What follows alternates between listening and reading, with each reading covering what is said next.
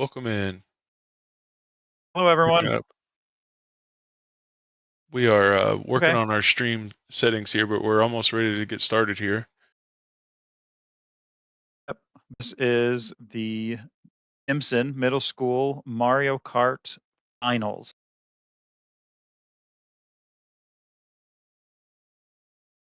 And we are having a little bit of technical issues, but we're getting there. Figured out, yeah. So East Tip, is that Tipton? Is that short for Tipton?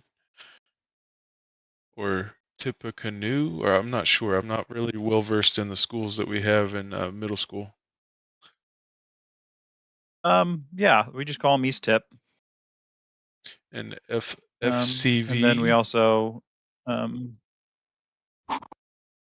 yep, and that is Fall Creek Valley. Fall Creek Valley. Yeah. So, all right, we are still getting things set up, and we will be starting the Mario Kart Finals for middle school here in just a bit. It's really awesome we're able to do this since with the weather moving in, having to move to virtual. The plan was to meet at Trine University to play these events, but Mother Nature had Obviously the weather. another idea. Yes. Yeah. As they say, the best laid plans of. So all the IMSEN schools are playing from their school labs. Yep. All the schools are playing from their school labs today, and we're trying to get everyone connected.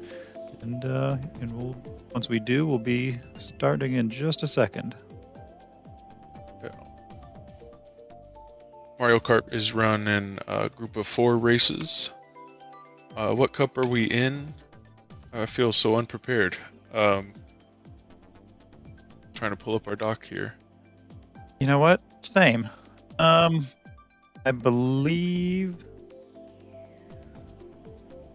we were either in the Fruit Cup or maybe the Triforce Cup.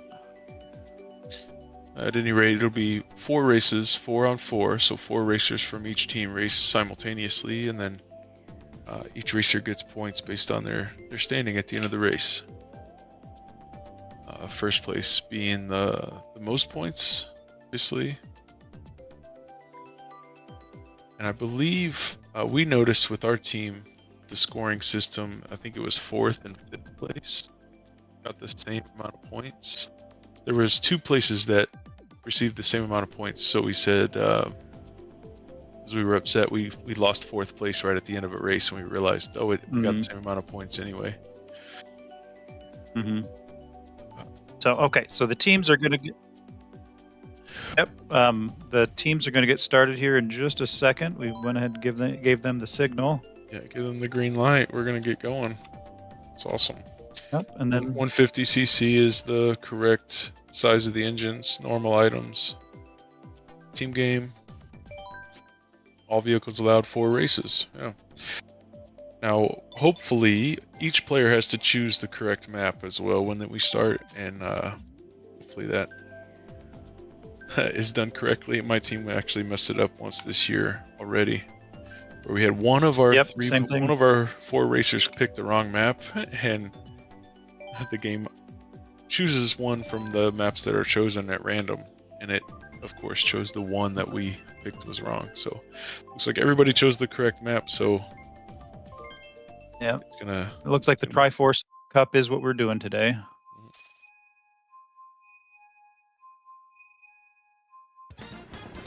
So here we go. And they're starting with the Warriors. Goldmine. All right. FCV is blue. Tip is red. Yoshi seems like to be one of the meta racers. That's another thing I'm not sure about with Mario Kart is I know there's a correct kart and driver to use for metagaming, the fastest racer.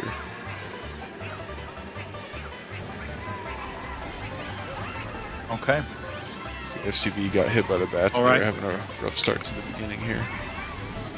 Yeah. I'm trying to get connected.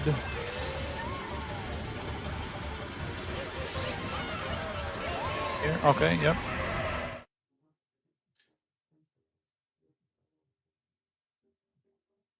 All Hey, there we right. go. So Now yeah, we so have a nice observer camera too. That's kind of cool.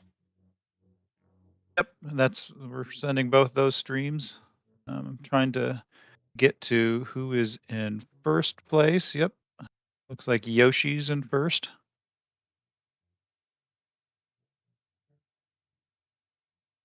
Awesome. Yeah. Yoshi, that's the name of the player, not the the I was character. just That's going to noticing be a that little myself. confusing. Yeah, I said we have several Yoshis in the race, but the player named Yoshi taking first place so far. Yep. This player He's here in got the his blue. item, but someone's coming up on him. Yeah, nice cut of the corner there. On the last lap. Into this first big turn here, there's a shortcut that can be taken if you hit the corner just right. You do this right-hand turn in a second right here. Yeah. And looks like they missed it. We may not have game sound coming through the stream right now. Sorry for that. It is being worked on. Yep.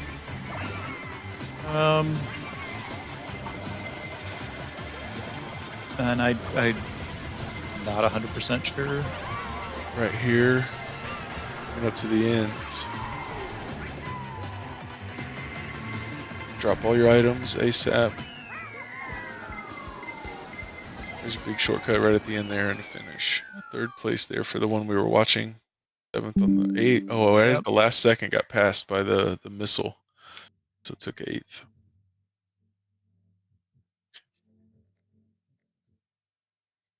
I was curious after the race if we would see placements there and know some stats of what's happened, but Yeah, I'm not sure. I actually don't even asked, or I'm not the coach for our you guys don't run a team, Mario Kart and team. so we do run it, but there's another coach that actually does it for Mm-hmm. us. You're good. As Yeah, a director of an esports program, having other teachers around to help run teams is such a huge it blessing. it is vital. Yep. Uh, Yes. there's so many things that a director and coaches have to do behind the scenes that when you're teaching a full load as well. There's some standings there, so those are the points listed there. It looks like red was Okay. slightly favored. FCS, right? And it looks like I accidentally got into the race. Oh, I see. We might have to have a restart here.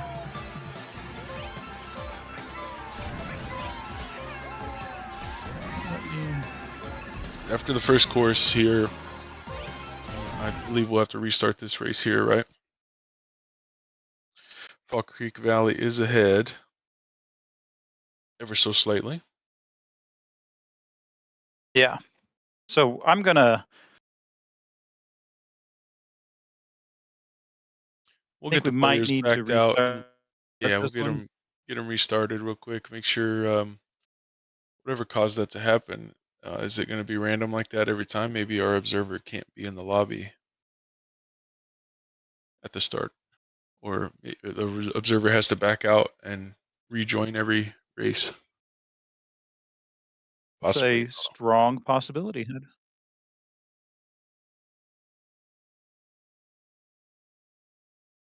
So normally we have Landfest do a lot of these streams for us, and they are partnering with Zotac, and they are pretty professional with what they're doing. Very professional. They know what's going on. They today we're not so professional. Yeah, we the board of directors here again. We're at the Indiana Esports Network. We're just a bunch of teachers in Indiana that have volunteered their time to run an esports league and try to figure out streaming on the fly last minute due to weather as well. So you can imagine the difficulties with that. We'll get us going here quick. It Yeah, looks so like the it looks teams like are regrouping now, rejoining to start that last race over.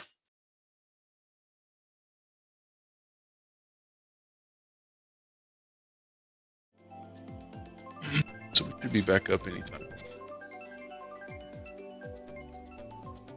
okay. So I think they might just be continuing with it, and then I'll get in here. I didn't realize I had to leave. Yeah, I'm not. That was just something I said as a Yeah. as Okay. an Looks like they're getting assumption. back into it. Yeah, their Yep. race is starting now. So I'm going to try getting Is- back in.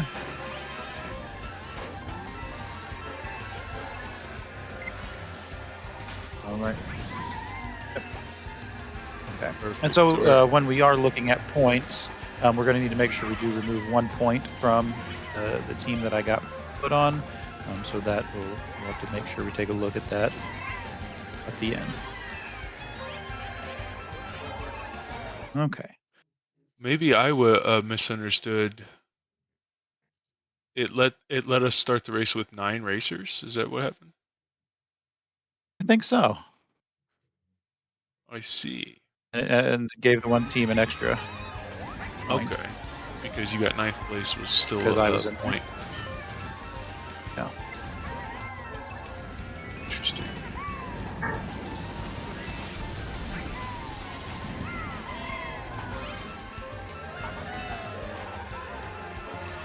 Mm-hmm.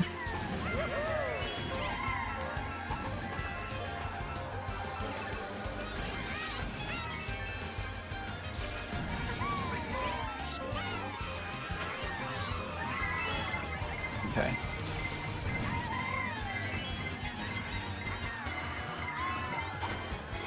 Very good. We got it figured out here. So our observer just needs to back out of the race at the end to avoid that happening again. They're already on the third and final lap here. This white Yoshi, I don't see. Yeah, these guys move real fast. Yeah, he's been in first the whole time and just got hit twice in a row. He's been hitting all the shortcuts like that right there. He's been racing very well. It is amazing how these kids are able to know all of these shortcuts. It's pretty impressive. Yes, it's something I've been trying to work on with my team is to learn the tracks well. It's rough when you don't have a big enough lab to practice more than 1 day a week, but we're finishing that, working on that, and there it is. He ended up in first place at the end too. Also, the coins that the players are picking up give a small speed boost every time you pick up a coin. So your goal is to try to go out of your way a bit to pick up those coins. They do help. Also, if you bump, it's almost like a bumper cars game. If you bump cars with a teammate, it will give you a boost as well. So it's almost like as you're driving, give each other a high five and get a little speed boost. It's slight, but it is something, and it adds up over the course of the entire race. So I'm hearing that we might not have audio from the game as well on the stream. If you're not hearing the audio, I'm sorry. So I'll try to at least commentate as much as I can and let you know what's happening. But appreciate everybody holding on with us. There we go, 27 points with red. It looks like I didn't see totals there again, but red seemed to be ahead going into race 3 here. Race 3 or 4, or this is race 4 or 4, right? Yeah. So it's down to this. I believe blue team's going to need to take at least 2 of the top 4 places to have a chance to come back with the points. But again, I'm just off the top of my head from what I barely saw there on the score screen. Let's see. This is an interesting map here. It looks like Bowser's Castle of some sort. Or coins. Instead of coins, now they're rubies. Oh, it's this is Link, like Hyrule Castle, right? Okay. So that's why they would be rubies Zelda. instead of coins. Yeah. something like that. So yeah, this racer from well, shoot, I don't know who the Yoshi's from. I need to learn the colors. Blue was FCV, red was East Tip, I believe. So this is two racers. The white Yoshi here on the left has been seeming pretty one of the strongest racers they have. He's been in first place most of the races.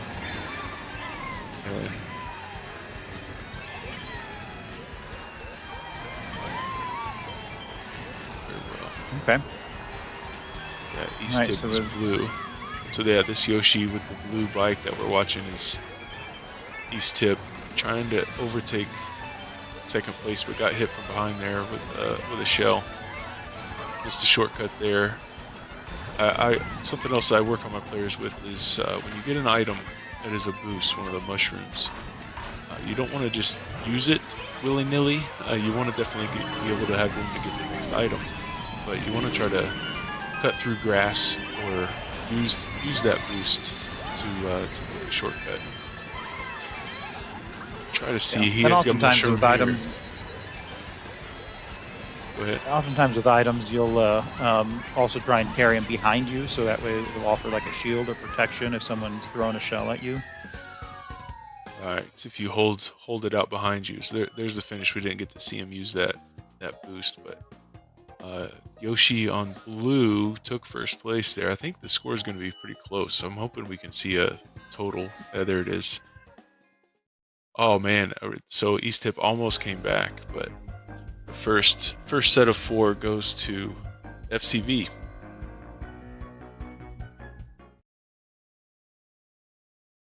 Will we be doing...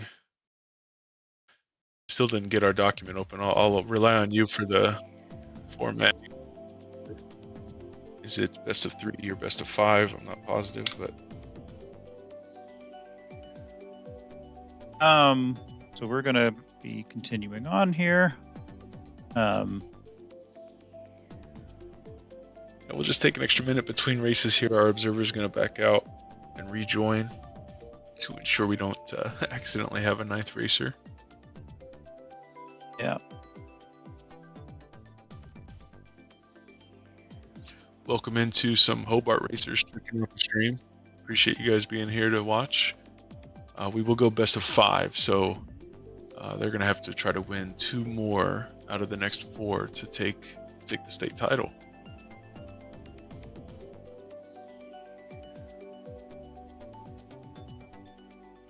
Excellent.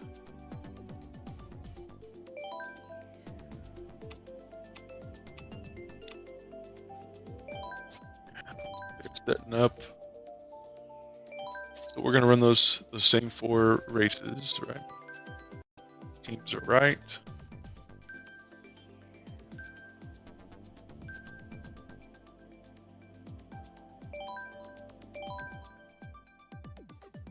So it looks like they're doing the Triforce Cup again.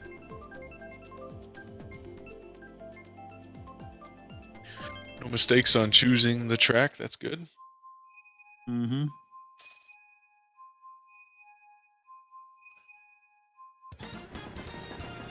So again, I'm going to try to watch out for... Looks like they're getting ready to start.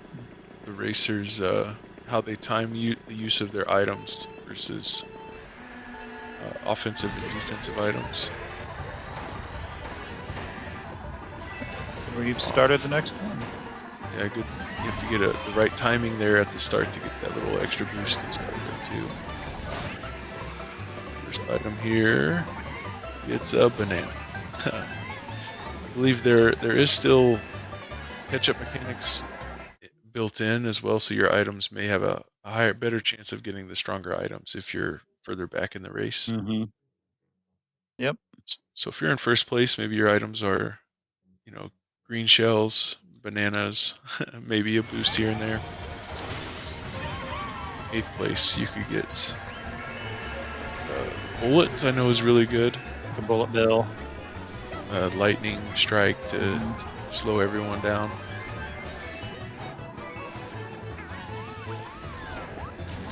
So you can see this racer holding the banana out behind him like this. I think it's as a defense measure. It didn't quite work against that, but if a shell comes up, it could knock out the banana instead of knocking themselves out.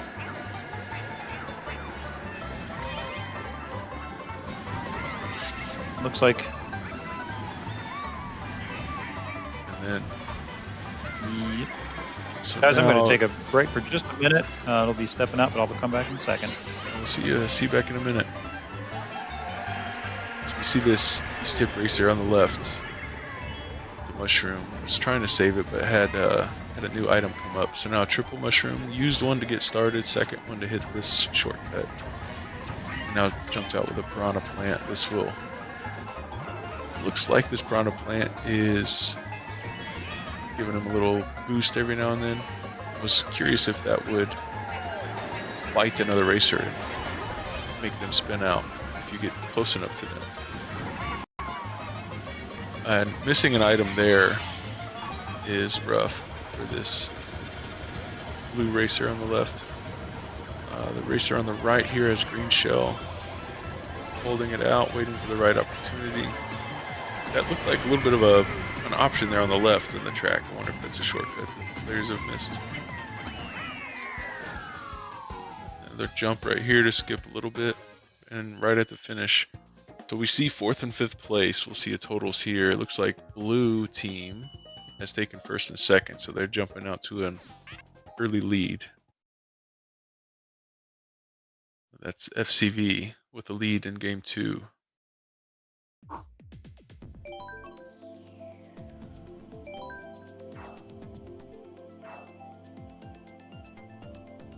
An audio source. I was going to say I can try to figure out why. Audio input, capture, audio output. From another one.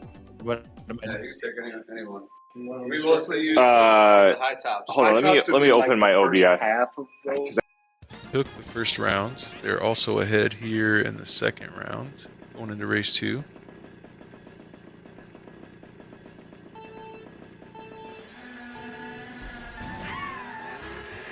Right at the start, right about now, you want to start your engines to hold to get that boost right there. You see the flame came out the back of the trip there, cart. Try to get that first item, and then the racers right behind you can't because it's not respawned yet. It'd be huge. And again, these coins, every time you grab a coin, you get an ever so slight speed boost. Probably a ramp right there you'd like to be able to hit. To make a little skip, grab the coins. A lot of mushroom boosts here for our racer on the left. Racer on the right has one as well.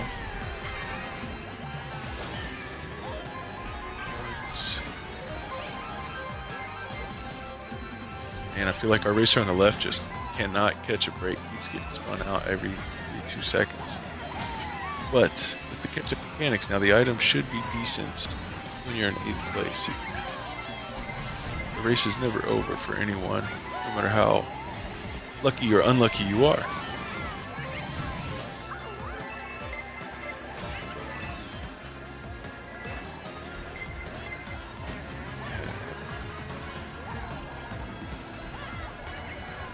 Already back up into 3rd place. Tossing green shells forward, try to get lucky with a snipe. Looks like his teammate is ahead of him anyway. So we've got blue team 2nd and 3rd. Now he just took 1st place. Amazing. Remember our racer on the left, who we've been watching, White Yoshi, has been showing off some pretty good skills. I wonder why they didn't take the middle ramp there and instead chose to go around the left. If that was a conscious decision or not. There's the finish in 1st place after kind of a rough start, getting pushed all the way down to 8th. Came back in ETMS and ETMS 1, taking 1st and 2nd again.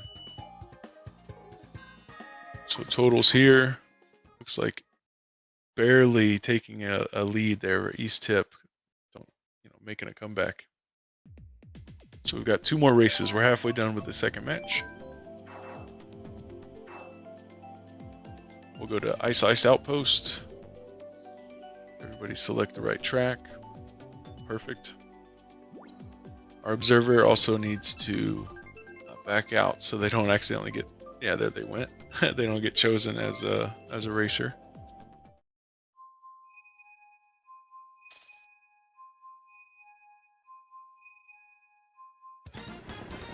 go.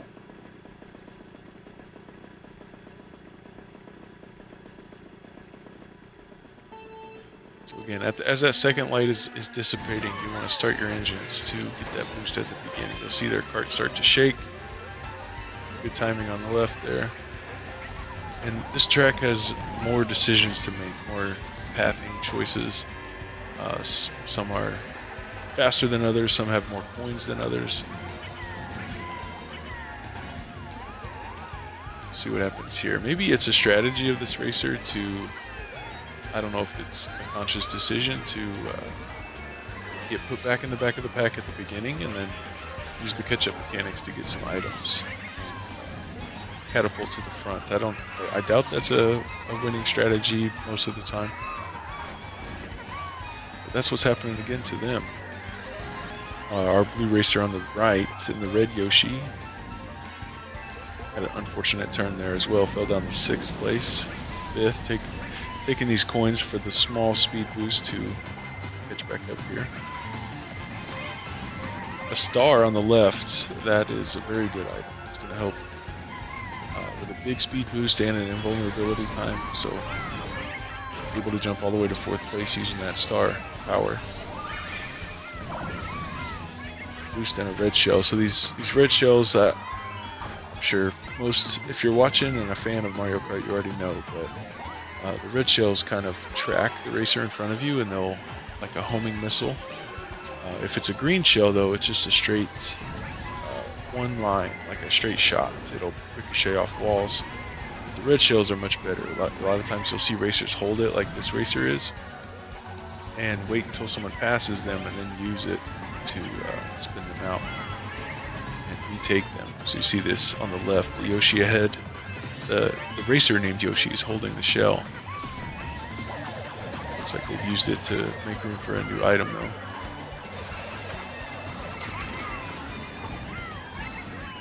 Excellent. So you see our racer there with the boost can take the shortcut and jumps right ahead into 2nd place right at the finish. That was pretty exciting to see. That was cool.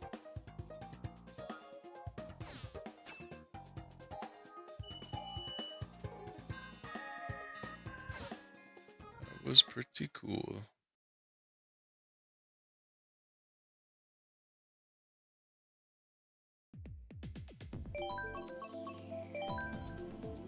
We're gonna check out the after this next race. We're gonna take a look at the bracket from the entire season. See what these teams have done over the course of this year to get here to the state finals. Let's see. So here's the total scores. Looks like red East Tip is ahead. FCV is going to be looking to pick up some points here. This is the last race, right? Good timing on the boost at the beginning. Perfect.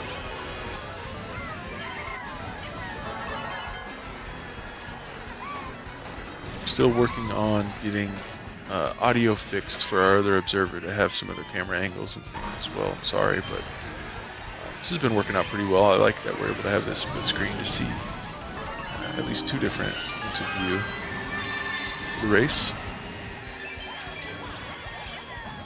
My hypothesis may not be true. This racer we're watching has not fallen behind yet, and as soon as I say that, they do.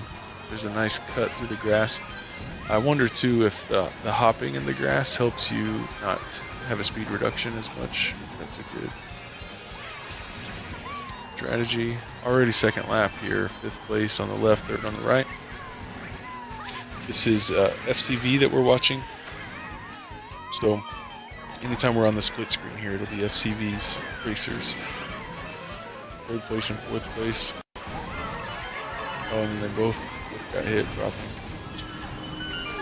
This map in particular, though, places can change rapidly at any given moment, and something like that happens where a certain item gets used. Right there's a nice shortcut through the grass. If you have some kind of a mushroom to use or a boost, you want to save it for that portion of the track right there to take a pretty substantial boost shortcut.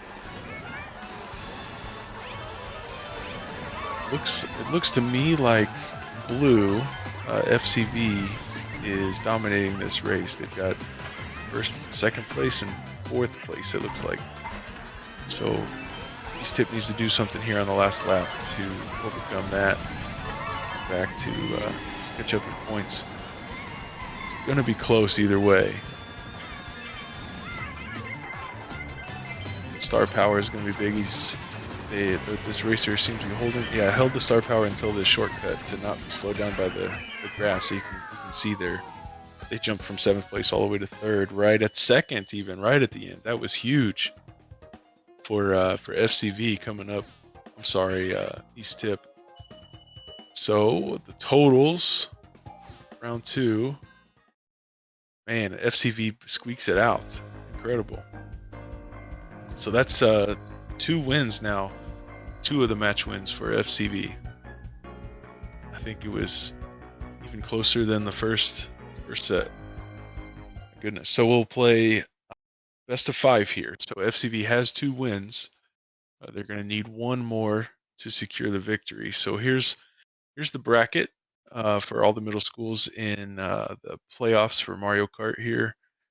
In the first round, Plainfield, JCMS. Round 2, you see East Tip had a bye, so they played round 2 on December 4th. Took out JCMS. And then FCV won versus the Pirates. And then round 3 was on December 11th. Yes, December 11th. That's just 2 days ago. Like these teams just found out that they qualified for the state championship 2 days ago. And now they're playing for the state title. East Tip beat BHMS. I remember that acronym. Just can't think of it right now. It's a fellow board of director member. He's going to be mad at me for not remembering. FCV beats Bachelor. So yeah, BHMS. Yeah, it's Bluffton Middle School. And FCV beat Bachelor out to make it here to the finals. You see, it was 2-0 all through the rounds too. So it'll be interesting to see if East Tip can get a match win here against FCV, or if FCV is going to 2-0 or go undefeated at least through the entire playoffs. One more match win, and they'll do that. So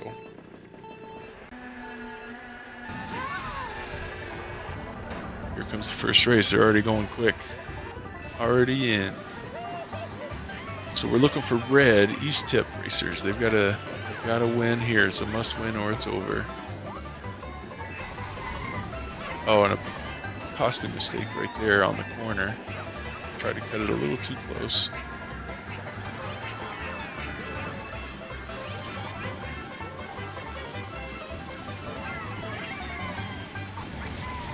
So Fall Creek Valley just needs 1 more match win. East Tip looking to stay alive. East Tip is again in the red colored bikes. We're watching FCV Fall Creek Valley's racers. They're the stream we were able to get to work for us. So that's what we have to work with. We at least have 2 different points of view. We see 4th and 5th place here, so that is very nice. Red Shelly's going to hold it as defensive for a second, but probably use it. And it looks like maybe our observer here is getting things figured out. We can see some other points of view. Though I kind of like the consistency of seeing one view. It's worked out nice. You can see in the middle, you can see a watermark of the track, kind of placements of all of the racers there. Again, all racers pretty much choosing Yoshi on this 4-wheeled cart. Must be the meta choice for moving the fastest on this track. Hey, Trevor. There. Back. Welcome back in. I saw that we switched to the observer view for a moment. I didn't get. It seemed to be working.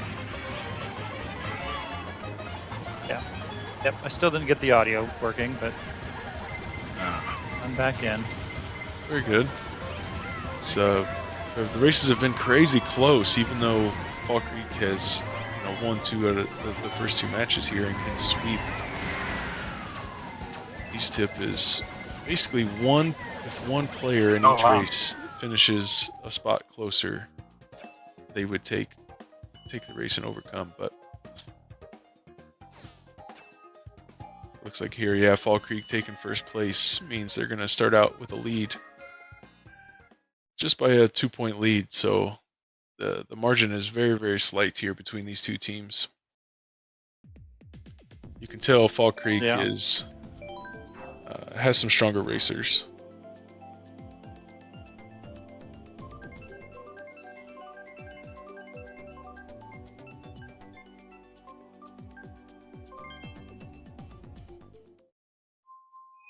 So the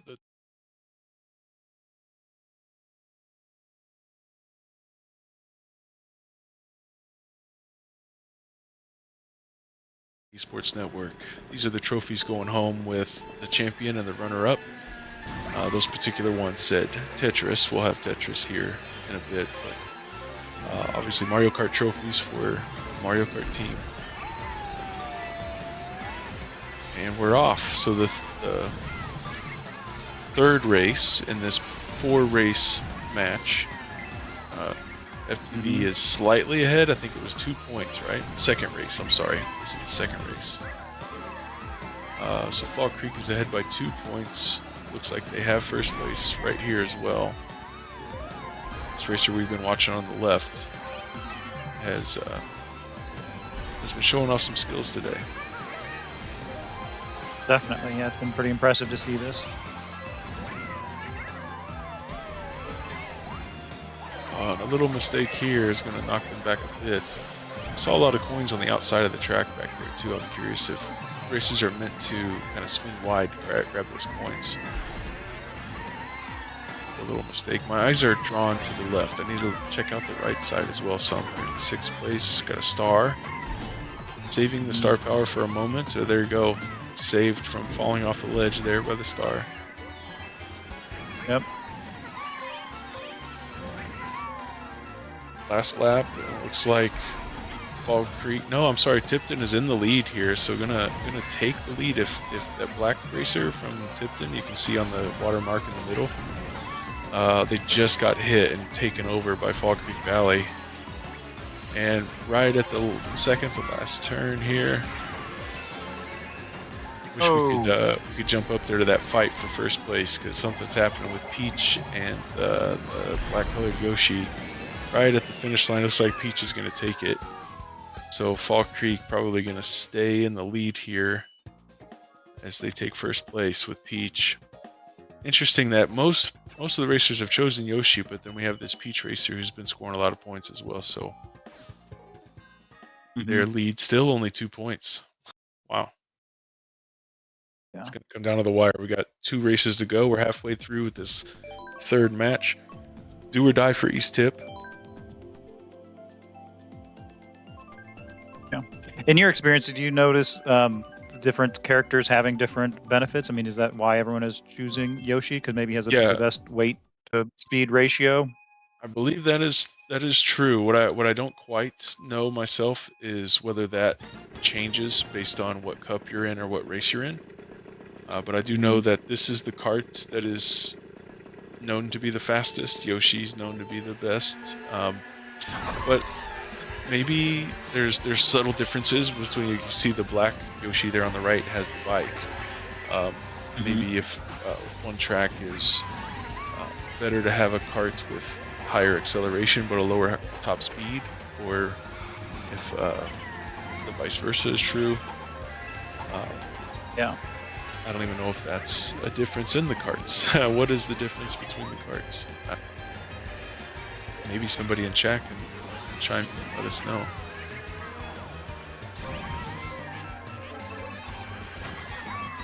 Like you, I also have a volunteer teacher helping me coach on the team, and he's 2 of them actually. They've been running the Mario Kart team while I take care of other teams and background stuff. So I don't know specifics on the carts. Try to. Yep.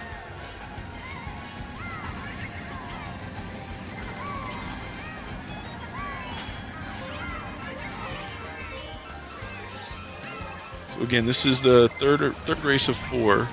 FCV is up by 2 points total so far, which is a very narrow margin. And if they win this, they're state champs. They got it. That's amazing. So besides those trophies that they get, they're also all the players will get medals. Oh, very cool! Like a personalized necklace medal. Yeah, like an IEN Right. first place medal and also second place medal. Very I should say runner up. Yeah, the state champ gets state champ medal, runner-up medal for the runner-ups. Yep. Oh, there's a flower on the right. That's an interesting item. I wonder what it does. Can you shoot fire at? Yes, nice. Yep, that's fire flower. Yeah. Taking my my playing Super Mario Brothers knowledge. Fire flower. See, Piranha Plant just took someone out there too. That was cool. Right at the end, it looks like FCV took first and second this time, so they're going to jump out to an even bigger lead. First, second, and third. Wow. They've got to be feeling good there. They're probably going to be ahead by 10 or 11 points. That grew their lead quite a bit there. 15 points, man. So this last race, East Tip needs. Man, they might need all 4 places to. I was going to say they probably need to get at least 1 through 3, maybe 1 through 4. Yeah. So the pressure is huge. FCV is excited. They see it coming, but they still have to focus in and finish.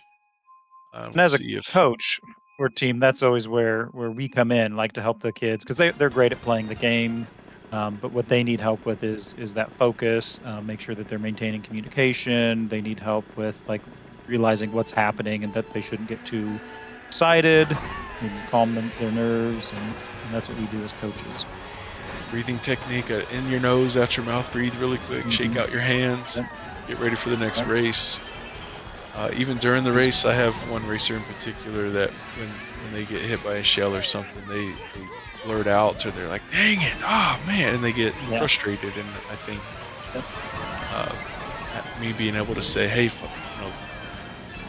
pay attention. Get the next item, or do better, improve a little bit at a time."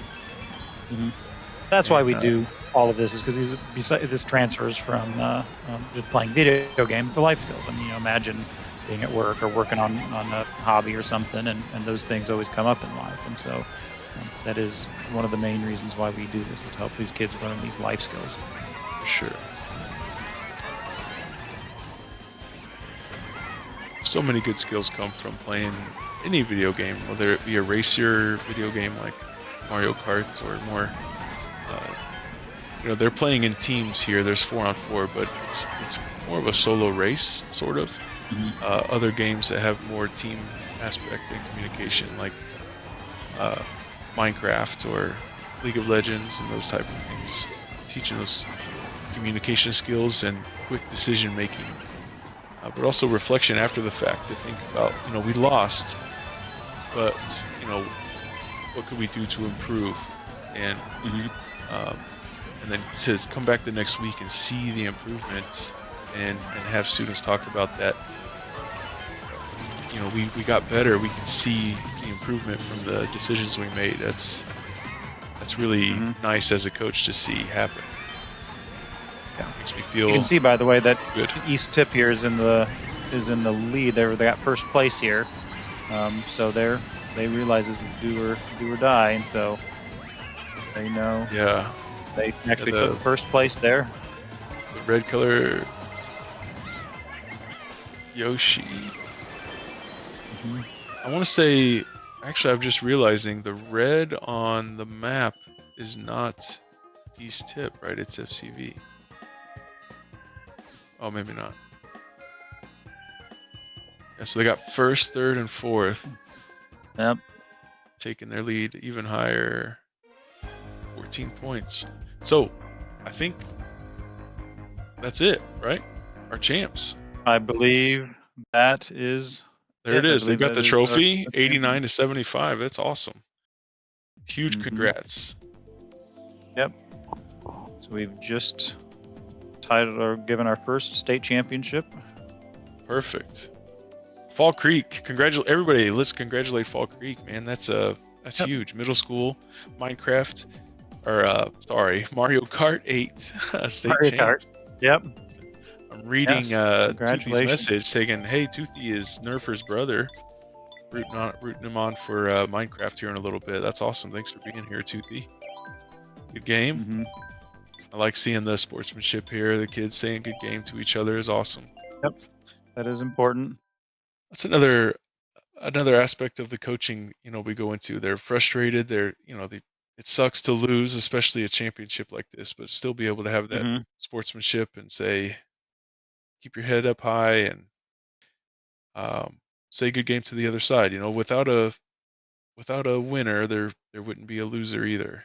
Somebody has to win, basically. So there's a recap of the matches there. Go ahead. I was going to say, there's the recap right there, but then also coming up at 11 o'clock is our next finals match for the day. It is Fortnite, and that's going to be at 11 o'clock.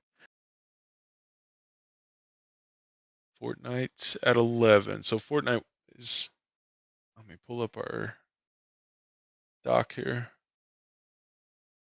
Fortnite is going to be 3 different maps that we have, custom maps. And we have a box fight match, a gunfight match, and a zone wars. Yeah, it was like gunfight, gun wars, and zone wars. So it's going to be exciting. Gunfight, zone wars. Yeah. Oh yeah. Thank you. Box fight, gunfight, zone wars. We'll talk about that when it starts. It's scheduled to start about 11. So we've got some time here. So we'll take a minute to congratulate Fall Creek Valley and go on a break here, and then we'll see you back for Fortnite very shortly. Yep. All right. Have a good day, everyone. We'll see you later.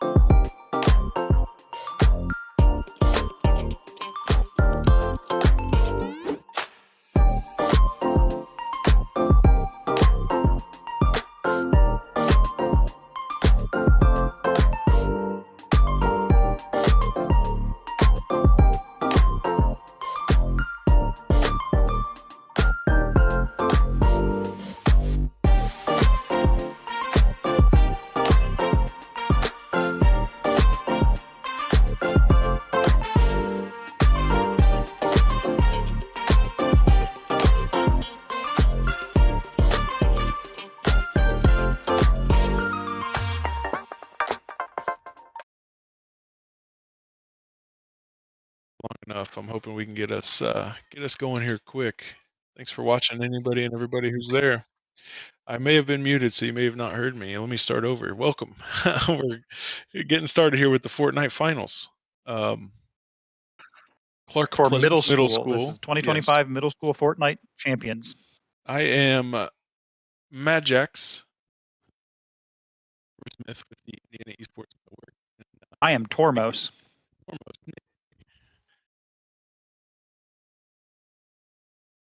going to do our best to make this exciting, make it fun. Bear with us as we may not be the best Fortnite players ourselves, but we can still understand strategy and talk about the different maps we're going to be playing on. There's going to be three different maps, right, Nick?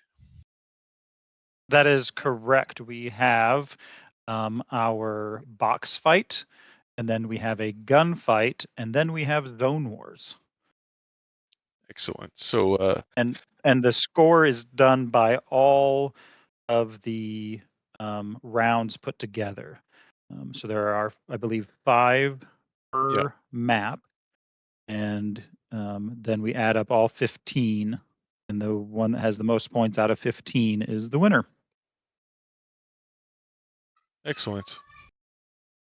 So yeah, I think we'll start with box fight, which means all players have infinite resources to build forts with. It's called Fortnite. Forts is different walls, options with different ceiling pieces, and they can kind of try to stay above your opponent or find an angle to change a wall into a window or delete a wall completely with your pickaxe and get some shots off on them to take out their shield and eventually their health and eliminate your opponent from the match. That's one of the things I'm looking forward to seeing today is all the different strategies that are used in the different modes. Because a box fight is going to be different from a gunfight and a zone war. And I'm always impressed with how my kids, even though I don't coach this title, I'm always impressed with how my kids are able to quickly change strategies from one match to the next. Yeah, for sure. And the speed at which they move and put inputs on the keyboard and the mouse, and they're flinging the mouse side to side, and you have to pull up one button to build your wall, and then immediately switch to your weapon and aim and fire at the opponent, and then switch back to edit as well. But all at the same time, your opponent is rebuilding or building, and the millions of micro decisions happening within a very short amount of time is really crazy in box fight. Yep. Then the and they're all trying to shoot at you at the same time. Right, and it's four versus four, right? So there's four Correct. 4 players on each team. So at any time, somebody from the other team could be flanking around you, and you got to keep your wits about you while doing all of this. So it's not like these players aren't looking down at the keyboard to see where their buttons are. Like they have the practice and the muscle memory to know where the buttons are. So inputs can get upwards of 150, 200, 250 inputs per minute on the keyboard is pretty wild. And to be not only fast but accurate with those movements and decisions is really impressive. So it is. We're showing the bracket here. I had it pulled up here on my screen as well. What these teams went through to get here. So I did notice that Hobart had a big win. They had actually had a team forfeit against them, the 6th ranked team, but they played versus Hobart ranked 3rd in the division. For the semifinals, they played against ranked 2, the 2nd ranked team, the Pirates, and barely squeaked out a win with 8 round wins versus 7. Yeah, so that again, end of that match was a great match.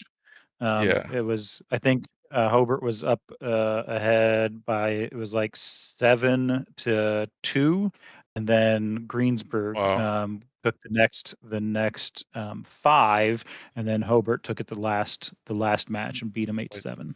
right down to the wire there, and so It was exciting. third ranked versus 2 rank is not quite a Cinderella story, but still cool to see a lower rank Hobart team, pull it out there at the end and get that last Mm-hmm. match. It is neat. And Yep. then we've got Clark Pleasant, the Warriors.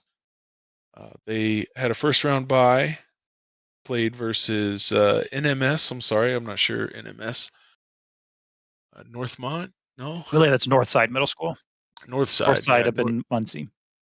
Oh, I see. Northside Muncie High School or middle school. Took them out pretty handily. It looks like 14-1. Played versus East Tip in the semifinals, who we just got to watch compete for the Mario Kart Mm-hmm. state finals. Took out Yep. East Tip, and now they see only Hobart standing in their way for a state title. Sweet. Yep. It looks like on the back end we are having a little bit of technical issues again with the Fortnite lobby, which is a very common experience. Fortnite No. tends to be a little bit buggy, a little bit tough, just to get the kids and the match together. But then when we're trying to do streaming on top of that, it just adds that level of complexity. So we are resetting the lobby, I believe, and they'll be joining up as soon as they can, or be starting up as soon as they can, and then we'll be joining the live match at that Yeah, point. for sure. And I believe if I have the order correct, it will be box fight first. Mm-hmm. So it'll be 5 rounds, 4 versus 4 box fight. So they have, like I said, infinite.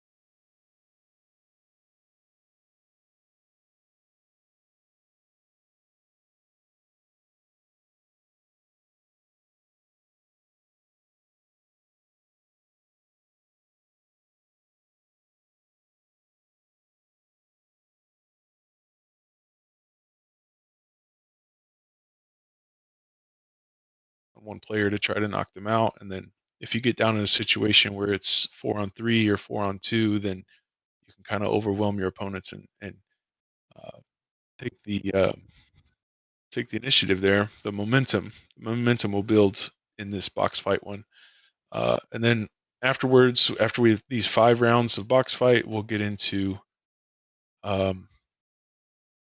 I think Gunfight. it's gunfight. I like gunfight a lot It's because gunfight. it adds a little bit of randomness to the game. There's no building.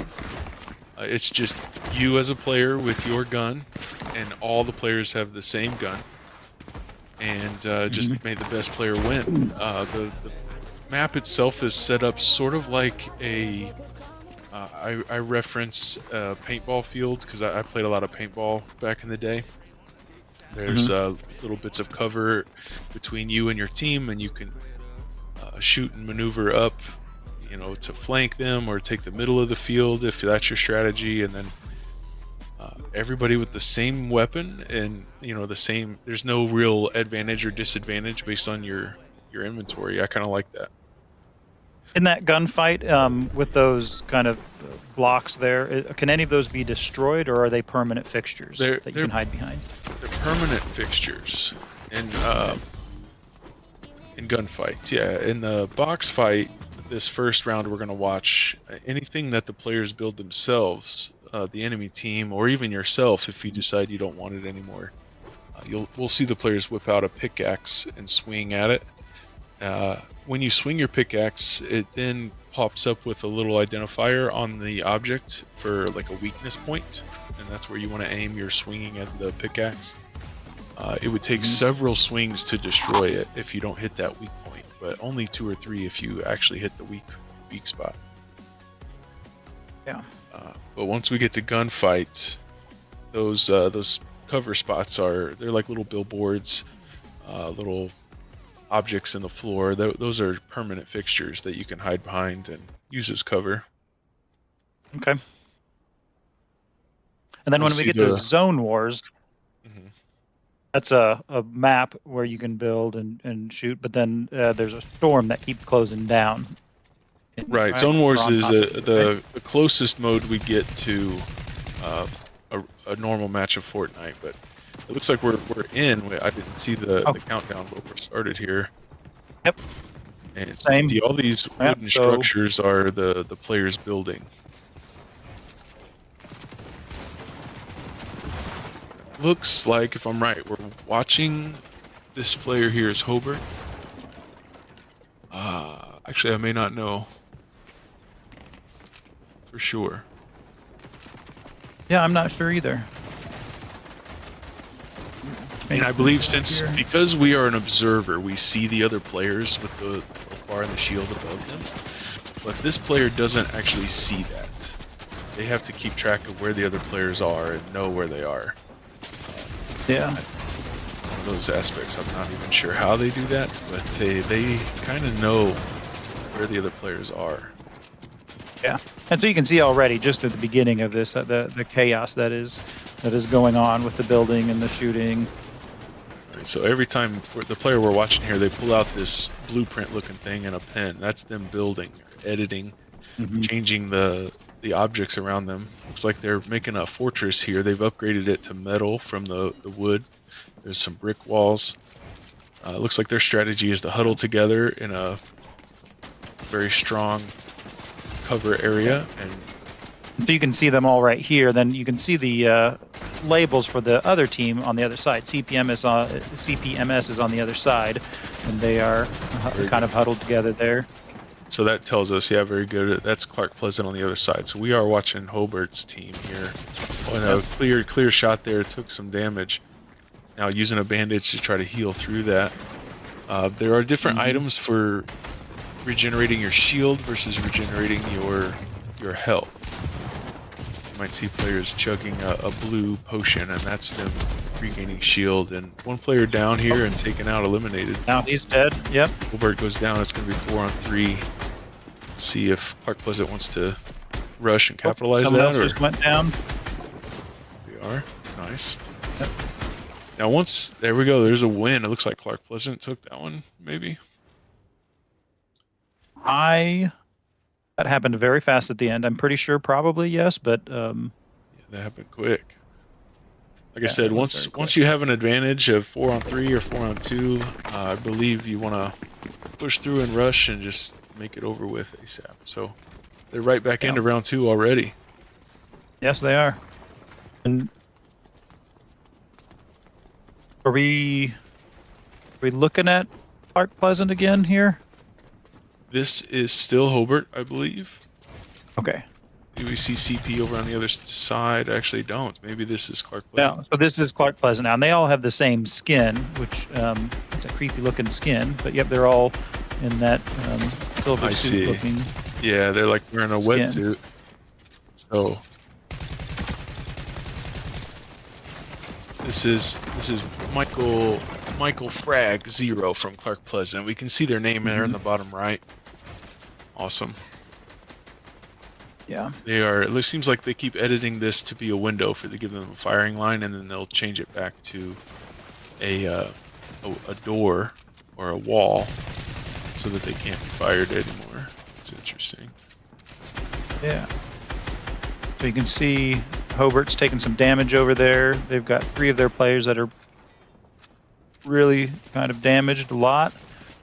Yeah, their shields are down. The green bar is also their health, so they have to eat through that as well. But once you have a couple shots, like right there, they just landed a couple shots onto. Looks like Caden XKX. Yep.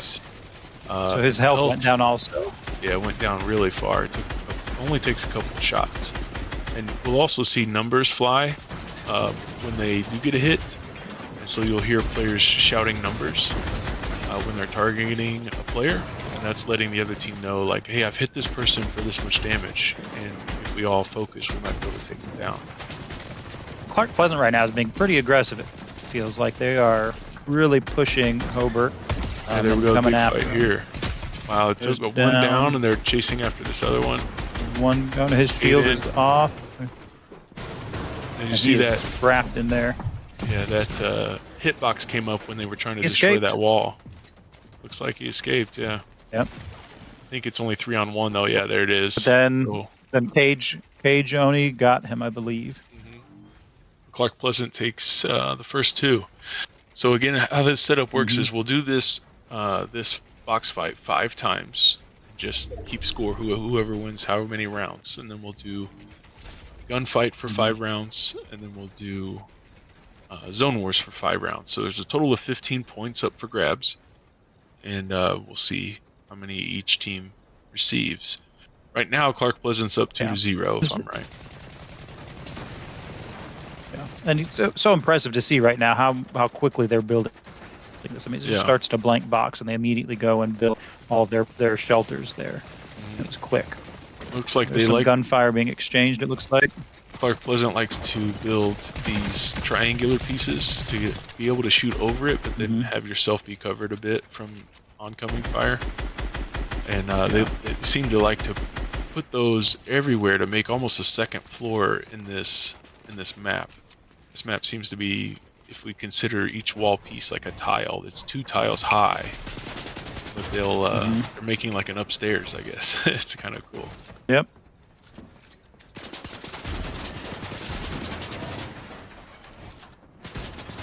Okay, so now we're looking at Hobart, or from Hobart's point of view, I believe.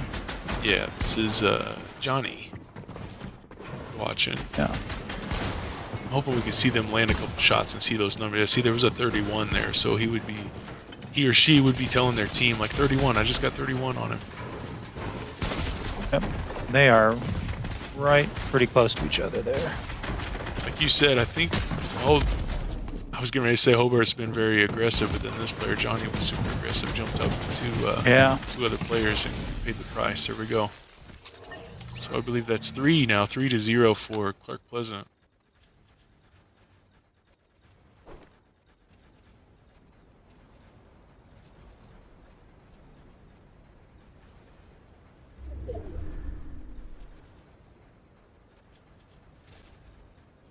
Clark Pleasant. All right, here we're going. Are the Warriors.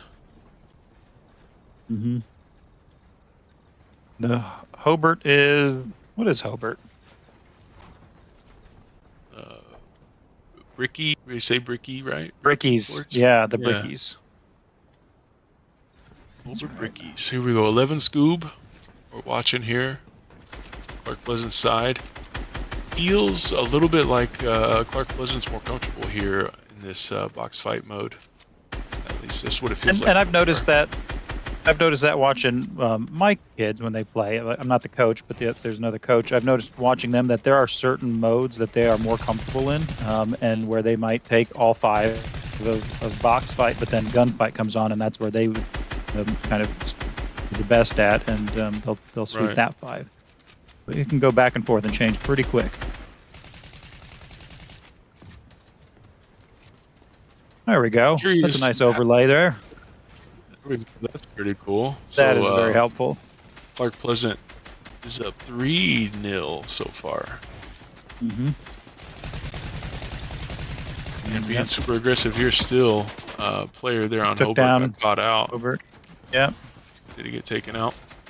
Now, if a player is down, you'll notice they're like crawling on the ground, downed but not out.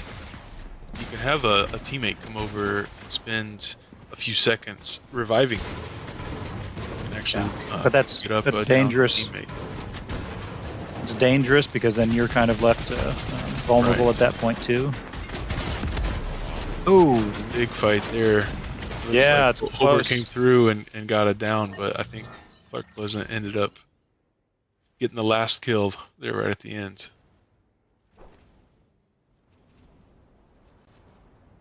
So that's 4 Clark Pleasant. One more round of this box fight, and then we'll get to find. Get to do some gunfight. That's. Yep. In between, there's going to be a little bit of downtime as they're getting the lobby set up and the new match, or the map set up, I should say. So there'll be a little bit of downtime. Yeah. So let's see who takes this 5th box fight. Yeah. Hopefully Hobart can get on the board here. Like you said, even if Clark Pleasant takes all 5, it's very likely Hobart can take all 5 of the gunfight or zone wars. Yep. It's very different skill sets here. Being able to Clark edit. Pleasant's being aggressive there. Yeah. There. Here I've seen IMSEN. Yeah, they are being aggressive. Out in the open and staying there, just trying to keep keep the gun out so they can take shots whenever available. Here's sneaking up on Caden here. Yep, Glitch just got killed. Hobart. Now it's 4-3 on teams, and they're sneaking up. Oh, look at that. Trying to snipe them from behind. And that is aggressive. Oh, took another one. What just happened there was pretty insane from IMSEN. He was able to get some shots off, and sneak forward, switch weapons, and get the shot right on the head for massive damage for the kill. Yeah. Clark Pleasant was not messing around with that last match. Yeah. They were aggressive. That was awesome. So Clark Pleasant up 5-0. So as soon as they get, I guess 8 is the magic number, right? We're out of 15. So if you get 8 points, you've locked up the championship. Yep. Although I think they usually play them all to the end. We usually just play it all out. During the regular season, we do that because of seeding considerations in the playoffs. You know, how many points you get throughout the week. But we'll see what the players want to do after. Well, we'll cross that bridge when we get there. Let's root for Hobart to come back and get a 5-0 on this gunfight, and then we'll make it an even game. Real interesting, yeah. And those are always the best matches, and that's usually, that type of thing usually happens here as we get closer to the finals. Sometimes there's some blowouts early on in the playoffs, but as we get towards the end and towards finals, it does really get a lot closer. Yeah, and it makes sense as the best teams keep winning and they finally end up matched up against each other. How many different teams were in middle school Fortnite this year? I was trying to look for the stats on that. That is a great question. If I look at, it looked like there were 10 total that were in the playoffs that went into the playoffs. There was 10. There might have been 1 or 2 teams that were not able to make playoffs. Everyone can get into playoffs, but there are some teams that were not able to be in that first match. Oh, that's interesting. Yeah, so all teams in middle school Fortnite are invited into the playoffs. It's not like there's a lot of talk right now in the NFL about playoffs and who's going to make it in and not make it in. But for the Indiana Esports Network, all the middle schools that play Fortnite are allowed to play in the playoffs, right? That's the word. Yeah, that's awesome. Yep. And we do have two kind of subsets of gameplay. We have our varsity, which is what we're watching, but then we also have a club, which is a little bit lower stakes. And club doesn't actually have playoffs, so we have another whole slew of teams that don't play varsity, or maybe their school has a varsity team, but they also have a club team. And so those club teams played, and then they didn't have a right, and you can see here the trophies that they're playing for here. This is a second year that IEN has been able to give out these awesome looking trophies to the schools that win their championship. Also one for the runner-up. So both of these teams walking away with something today. Yeah, which was going to be super easy when we were in person, just to hand it to them. But now that we are remote today because of weather, we're going to have to figure out how to ship or drive or something these trophies. Plus, we also have medals. So all the first place players get medals, and all the runner-up players get medals too. So the trophies actually go to the school, and then each player gets a nice medal that they get to keep.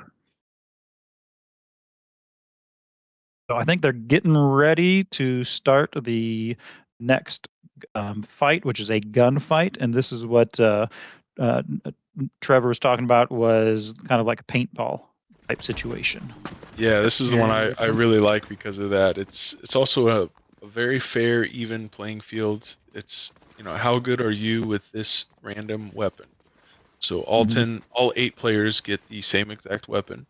And they don't know what that is before they go in? Right. We don't even know what it is yet. If it's a pistol, short range, or if it's an AR of some sort with a scope that they can kind of shoot from afar and stay back with. So that can really change the gameplay then. I mean, if you're dealing with a pistol as opposed to a sniper rifle, I mean, that's going to be a very different match. So as soon as we start, a lot of decisions being made and communication happening between the players to make decisions on how to go about eliminating the other team. Yeah, that's exciting. Nice. Let me get back to this. So both teams, they run through their respective portal to be put onto the correct team. The Okay, so first what kind of week weapon do we have here? or so, this looks like a long barrel. There is a scope on there. Yeah. It's interesting. So this might be a long range sniping. If you can input the ADS, the aim down scope, aim down sights, and your firing button kind of almost simultaneously, you can fire an accurate bullet very quickly. But that takes knowing which pixel on your screen is your cursor. Yeah. Your reticle for firing. You can see the field down below there with those little structures that they'll be using as cover as they move towards each other. Yeah. So right now they're kind of just in the waiting line. They're moving. There we go. Right, so they they're got looks put like in their own side. They're all moving to the right. They said, "Let's move right. Let's move right." They're hiding behind cover. They had a clean shot there. Luckily, he was missed. 11 Scoop took a shot already. It looks like. Got one already out. Yeah, so it looks like Clark Pleasant has all stayed together on the right, and Hobart has taken 2 left and 2 right. So they might have a good flanking maneuver here. Hobart will. So yeah, this is all about sniping right here. Yeah. And then each round it'll change a random weapon too. So there's a clean shot here. Can you get it? Oh, there we go. 2 downs. Oh. You'll see players when they're in the open jumping over and over like this. That's just to make it more difficult for the other team to be able to hit them. So picking up a teammate here. Okay, so really that's cool his player. He's trying to move him and res him. Now he's resing him. Yeah, he has to stand here kind of vulnerable for a moment, but then should be able to res. But no, I was taken out. Didn't have enough time for the res. Interesting. Nope, and yeah, like you said, that made him vulnerable there. Yep. So I hear my team all the time. They'll be yelling, "He's rezzing," and then they'll all try to run up and stop him from getting a player up. So Clark Pleasant up 6-0.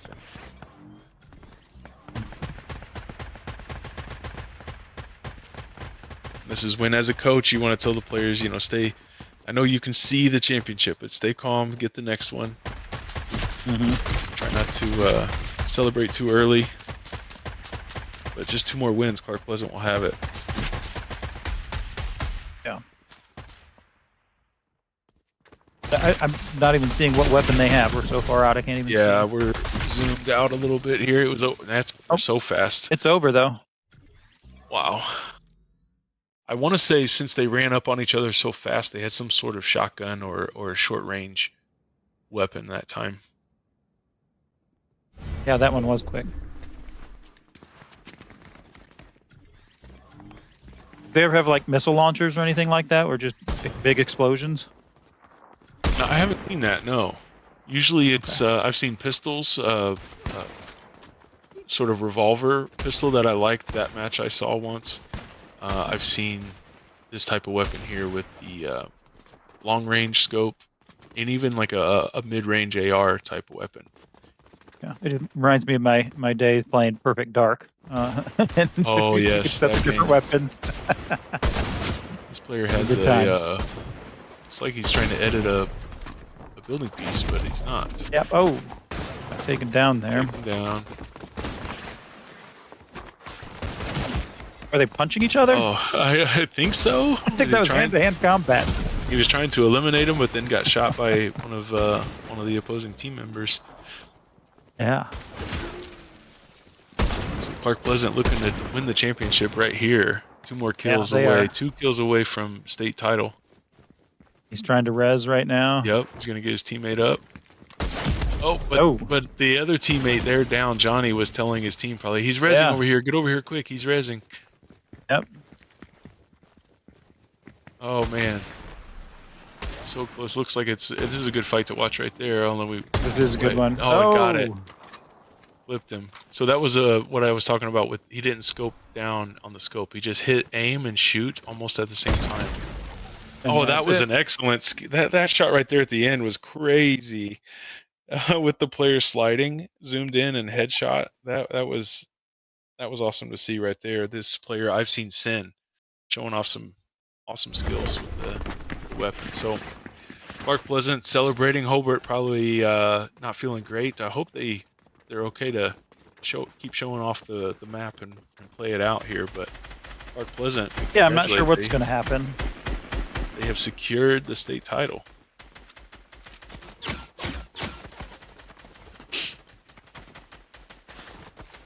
But this brings up another idea. I mean, even though they've won, they're still playing. I mean, it's about good sportsmanship, and that's something that I'm so proud of. Not only just my kids, but I've seen so many times over and over again as we've played other teams. Like all of these kids are supportive of each other.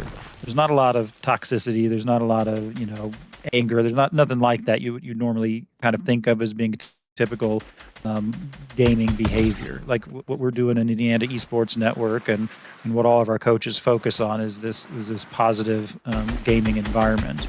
And it's really been great to see how positive all these kids are and the good sportsmanship that happens. Yeah. And you see it a lot more in the in-person events like we have in the spring with the high school finals, and we were really excited for this middle school finals to be in person at Trine University, and Mother Nature kind of sticking it to us here today, making us go remote. Kind of has taken that away from us a little bit, but to be able to see them, Hobart sticking it out and playing through, even though they've essentially just lost the state title, that it's good to see. Yeah. Hoping we so I'm assuming at play this the point Zone Wars map. Yeah, I'm assuming at this point the coaches are probably chatting about if they want to continue on. I would not fault them if they wanted to just back out and have their team meeting and talk about the season, or if they want to continue playing and do the Zone Wars, we'll stay with them as long as they want. Yeah, and so the conversation's happening on the back end right now as far as if they want to continue on, and so we will see what happens, and we'll go from there.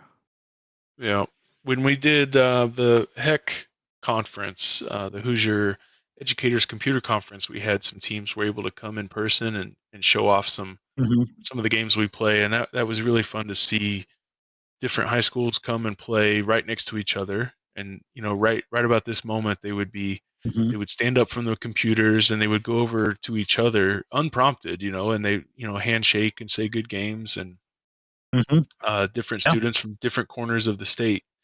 It was really cool, really nice to see as a coach, and I liken it to as a teacher. In your first 3-4 years of teaching, you feel like you don't see the benefits of what you're doing until you have students 5-6 years down the road, 6-7 years maybe.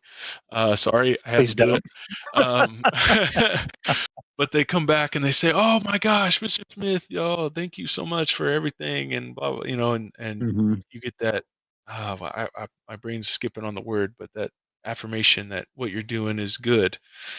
We see that a lot more when we have in-person tournaments, in-person matches, and we just have to know that is happening, even though we don't see it. Yeah. All right. So we just got confirmation that they are not going to be playing that Zone Wars map. They've decided that they need to get kids back home because they're playing in their schools individually at their school labs, and it's starting to snow kind of everywhere, so they want to get kids back home where it's safe. So congratulations to Clark Pleasant on their state championship in middle school Fortnite, the 2025 Fortnite champions. That is awesome. Yes. Kids should Clark be proud. Champ. Yep, and we'll have a board amazing. member come with the trophies and medals and present, or maybe ship to the school to have it presented. That's really awesome. And then Hobart as well. Congrats to them. I mean, making it to the finals is still a huge deal. They'll get their trophy and medals. That's impressive. The runner-up. Yeah. So next up, just to give you a heads up, starting at around 12, we'll be having our Minecraft finals, and our Minecraft Say it again. finals. That's actually 4 teams. Yeah, we're going to be coming up at noon here, I believe, with Minecraft, and that's going to be 4 different teams that are going to be playing in that. Let me see if I can find who our teams are and give you a little bit of a heads up, and then we will close out for the time. Okay, Hobart, East Tip, Hobart again. Bachelor, and North Judson. Yep. Hobart's going to be back, and then East Tip, they're back too. They also were playing earlier this morning for a Mario Kart. So, all right. Yeah, So Bachelor that Middle is School, that. East We're gonna. Tip, Blue Jays, Hobart. Yeah, I'm sorry. Yeah, nope, that's fine. And so we're going to go ahead and end the stream here, but we will see you back around noon as we get Minecraft up and running. Have a good day.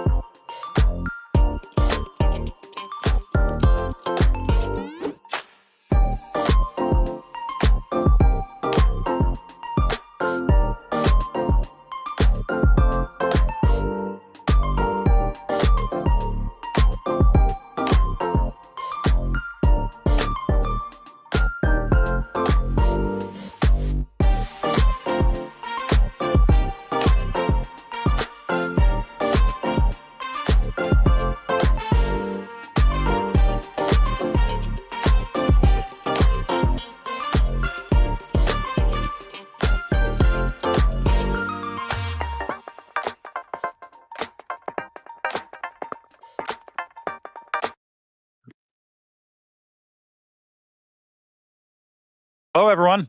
This is IEN with our middle school Minecraft finals for 2025. Yeah. Yep, that's right, Mad Jax. This is Pormos, aka Nick, president of the board of directors for IEN, and I've got some other people here. They can introduce themselves. I'm my Hello. XI fan. There he is. I'm Matt Jax, Trevor Smith with IEN, with Ben Davis High School as well. I'm my XI fan from Speedway. I'm Ryan. Yep, so we're going to get started here in a little bit. We're a little bit delayed. We had some students get delayed by the weather, so obviously we were planning on doing this live in person at Trine University, but the weather had a different plan for us today, so we're doing this remote, and even doing remote. We are going to be down. Actually, I think one of our teams is down one student because they were not able to make it to their school. But I believe that we are starting the match here. Just a second. Yep, they said they're loading in, and Judson had a player unfortunately stuck out in the weather and couldn't get there. We waited a while here, but we're gonna get started and take a look at what they're doing. So their bed's out front here, right? They're gonna cover it up. This is Bed Wars. And so the way this works is everyone has an island, and on that island they have a bed. So you can see Red is also built a little bit of a protection for their bed. Now they're trying to get from their island to a different place, where that different place in between two islands has some resources. Let's see. We should see a lot of good bridge building skills today between these teams as they try to get to that island and battle over those resources. Mm-hmm. Just what we're looking at is where the emerald resources are, and then we're over at their bed. Mm-hmm.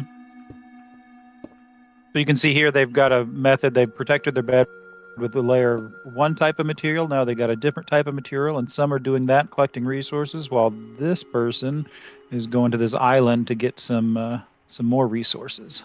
Yeah, that's the Emerald Generator Island, so probably a hot spot for combat to take place if multiple teams try to get over there at the same time.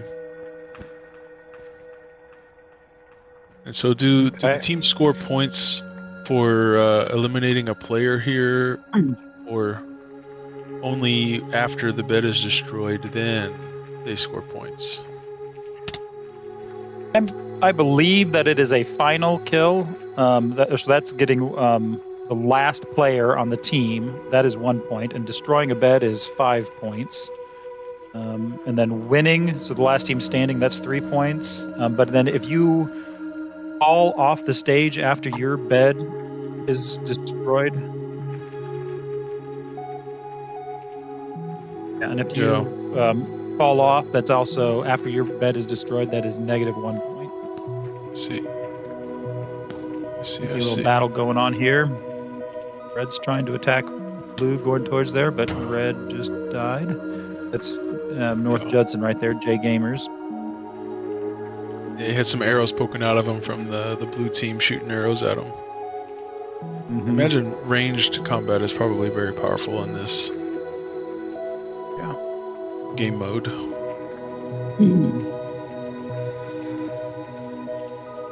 So anyone that's listening today, you will notice that you don't have the experts that you normally do from Landfest or Zotac that we are familiar with, but not experts in the Minecraft. We are just showing you what's going on. This is East Tip here. You can see they've got many layers around their bed trying to protect it.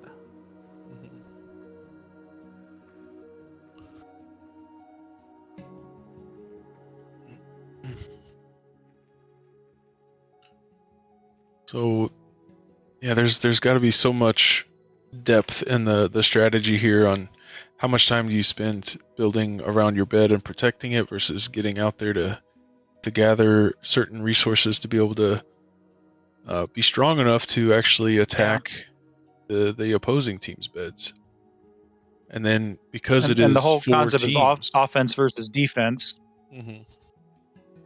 That's what I was getting ready to say. If you, like, say Hobart goes over to attack East Tip, well, then that means Bachelor has a free shot to go over to one of their bases and can attack their bed. So then You can see that blue is being attacked right now by red, and yellow is also making a play here. it's like they're making a play to jump in from the top. They drop in like paratroopers, trying to take them out and destroy some of their blocks around the bed. Blue is able to defend pretty well, it looks like. Mm-hmm. Defending attacks from both sides. I was looking at the scores from the season and the scores from these playoffs, and East Tip was able to handily win their match, their semifinals match. Hobart coming in second place, and Bachelor did the same in their match. So I'm really interested to see the Bachelor versus East Tip fights that happen. Oh, and Blue's bed was destroyed. Blue's I'm bed sorry is I already missed gone. that. I was on the wrong island, but yeah, Blue says I can fly it over there. So now, if any of the blue players get killed, they are permanently dead. Permanently eliminated. They cannot Wow. respawn. I feel like that was quick. They're We were in just there. over They're here probably watching, and we watched them Yeah, defend once, and shouldn't then have all of a left. sudden they were destroyed completely. So And red is making a play.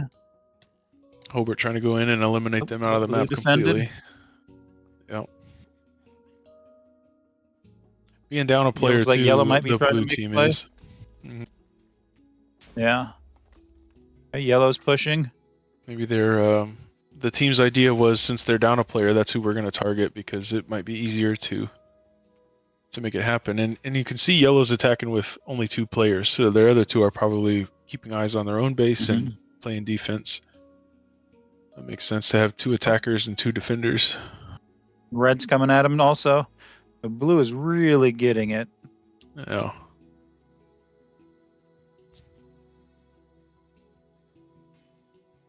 This might be a silly question, but is there healing in Minecraft? I was thinking the same thing. If there was, I would. Oh no! like Big bomb. Oh, there's a bomb being dropped here. It's gonna explode. Goodness. I was gonna say I like Blue's chances of surviving this onslaught from both teams, but if there's not healing, then they're eventually gonna fall. Obviously, I imagine they have some kind of food or items for healing that they could get a hold of. Yeah, it looks like green is still well fortified here. Yellow also looks well fortified. Green might be trying to make a play, though. Yellow. Yeah, look at yellow. They've got quite the setup here. They've built a pyramid of geese all over their bed. That's awesome. And so that's water, it looks like. So I wonder if that has a different property, like protects it from fire. Yeah, maybe it makes those TNT boxes not effective against the blocks, possibly. Yeah, I'm When you curious. see green making a play there. Yep, Yep, green's and coming they got in. rid of the water. Yeah.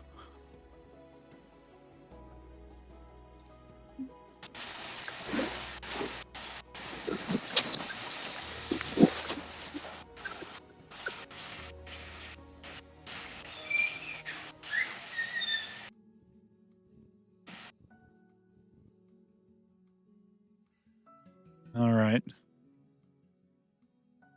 Green is still hanging out there. Yellow's trying to recoup.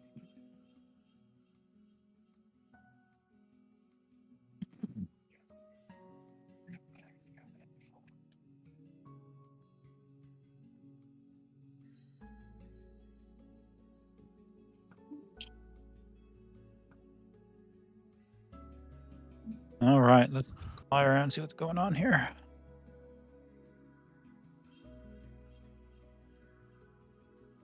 Wow, look at what red has done here. The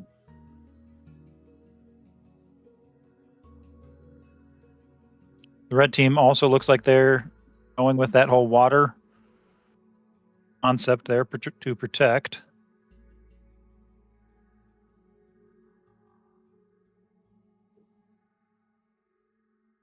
I'm not sure. Has everyone else left the stream here? Am I here by myself right now casting? I'm with you. I'm so sorry. No, Yeah, you're fine. this water Okay. this water trick I've not seen. Like I said, I don't have a Minecraft team myself at Ben Davis High School, but we've had one in the past before it was Bed Wars.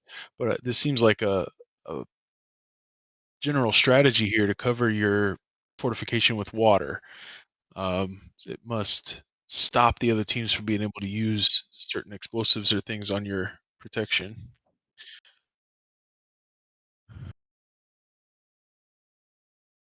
And so I'm curious if towards the end here, if things are going to get pretty crazy. There's a time limit. We've got 10 minutes left.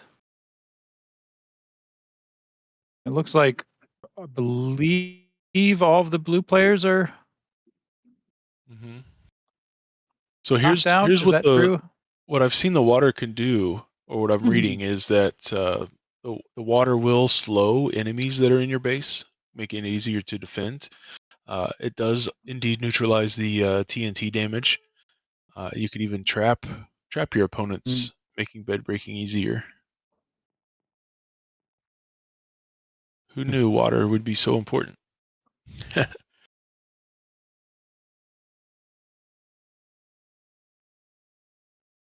And just Yeah, we seeing can it's see- neat seeing the different materials that they're using. Mm-hmm. They're Yeah, building a just seeing wall. red drilled out. Yeah, that tall wall around that.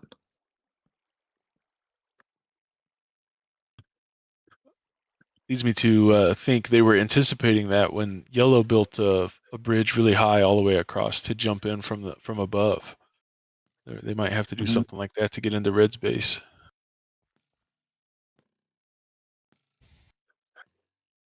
Fight going on the Here's main some- island here. Yeah.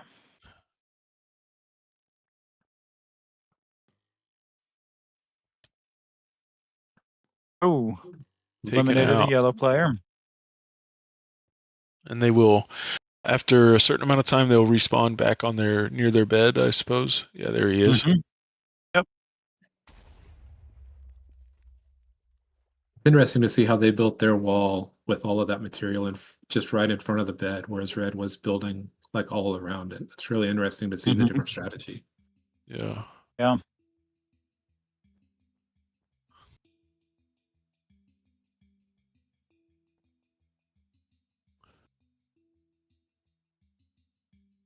We see updates on the scores here. Hobart with 8 points with the bed destroy and the eliminations there of the blue team. Red was the ones that to secure the points there. I guess that's another reason why it seemed like all the other 3 teams were going after blue, because they were down a guy. They were able to secure points, whoever got the bed kill and the eliminations. So Hobart got all 8 of those points, which is huge. And so these little skirmishes keep happening around these little resource pop-up areas. Mm-hmm. It's almost like you're out in the African savannah and there's a place of water, and that's where the lions get the zebras. Yeah. I love it.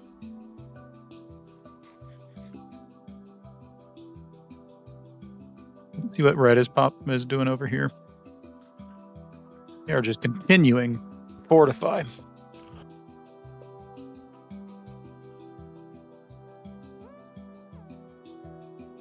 They're going to have an impenetrable fortress very soon. Yep. And so I'm assuming part of the team dynamics here is you have certain roles on the team. Like, if someone's better and quicker at building, they might be stuck back here. If someone else is better at shooting, they might be on more offense.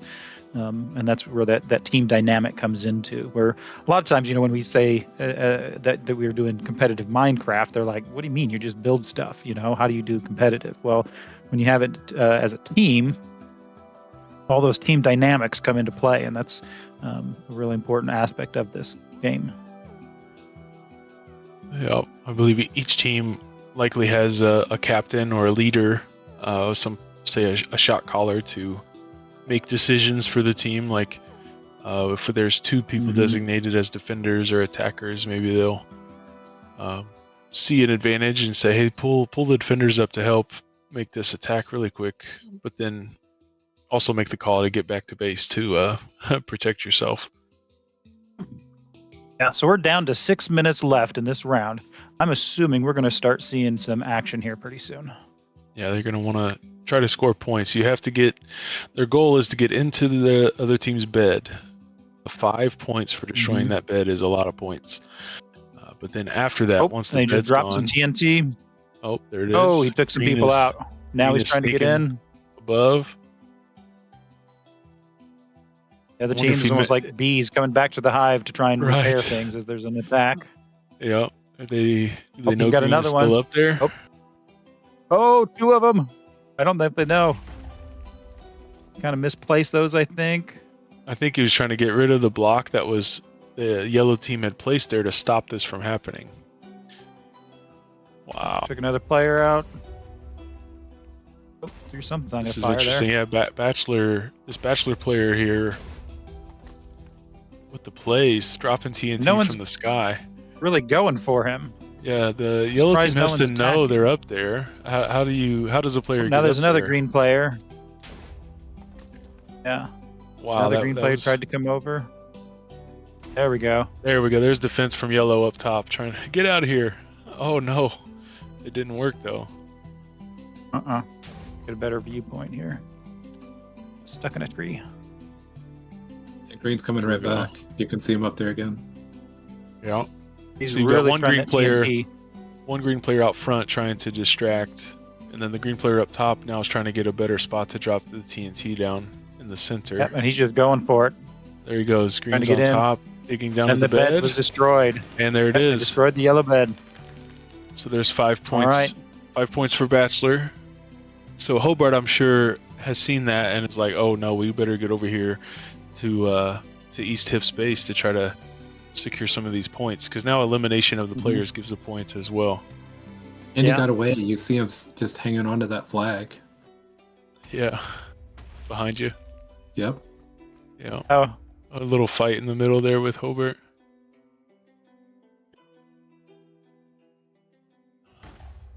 So this is Bachelor trying to stop Hobart from going over to get the points for look at this eliminating red team's yellow fortress. players. My goodness, yeah, that's crazy. How are they going to get into that? I guess there might be a way to sneak in. I don't know. You have to build your own ladder, build a bridge from the side. I Yeah, think. just over 3 minutes left.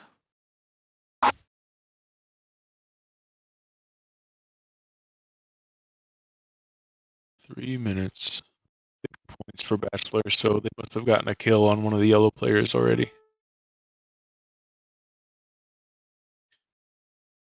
I think green, you can tell they've been on the attack. They have defenders here at home, but they haven't spent much time defending or setting up defense here. It seemed like And you can see, even- I don't know if you can.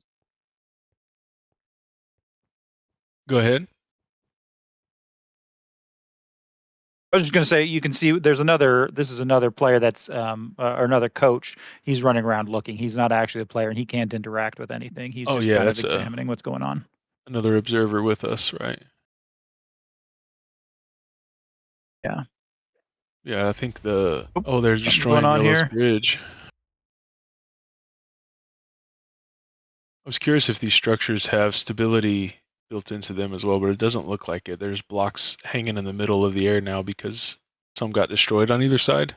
Mm-hmm. I would have thought if they make this bridge too long with no support, then it would crumble. But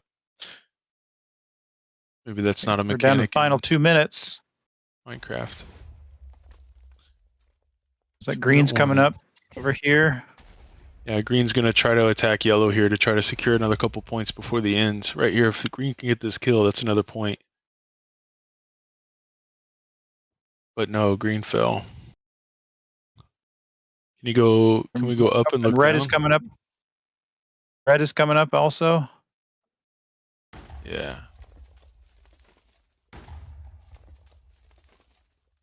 Nice. Green is coming. Yellow's there trying to defend. 1 minute, about 70 seconds left.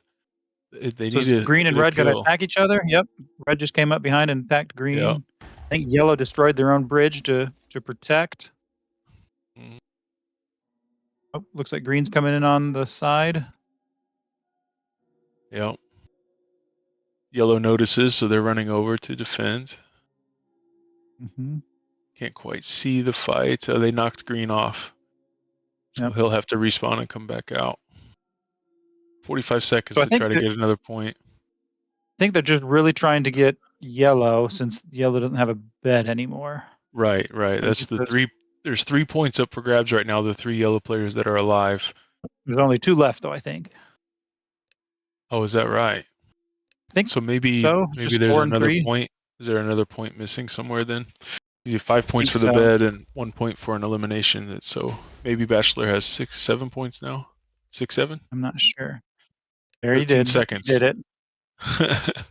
13 seconds to go. Try to get another point here. They have to kill a yellow player. And green came in from behind. Okay, tied green and red. Oh, I see. So green must have had another elimination or 2 that we didn't notice.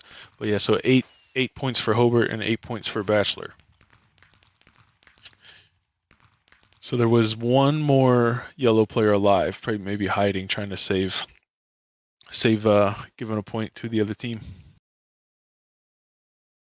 Okay, so now there's going to be a little bit of a transition here as we're getting the next map set up.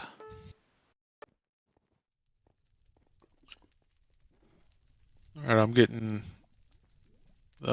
We saw the map say things were tied, but I'm hearing that it's 8-7.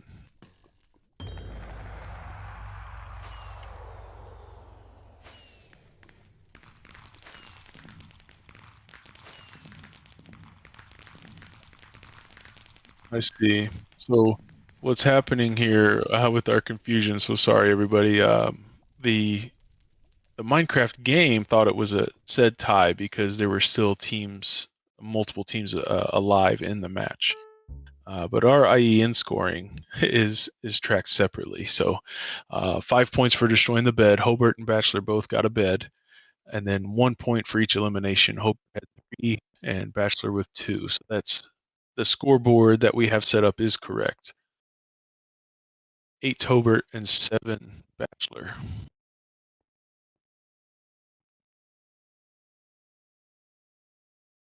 So we're getting things set up. People need to get everyone on the right team. Like for instance, right now I think I'm on a team, and they'll have to move me to the correct team here in a little bit. Mm-hmm. And then next match will start when they're able to get everyone on the correct team. There's always this little transition time between this. And there's a good opportunity for those teams as they're getting things set up to kind of talk about what happened. And now that they've kind of seen how the other teams have played a little bit, they can kind of adjust any strategies that they've used. They can realize they need to be more offensive or less or more defensive. They can kind of figure out, well, we saw they're building bridges this way, we should use this material. There's all kinds of strategy that goes into this, and so they're using this opportunity right now to discuss that as a team. Yeah, the downtime in between matches here, coaches can not only make sure that their team is loaded into the match correctly again, but then also talk about what happened in that previous match and what they're going to do in the next one. Strategy and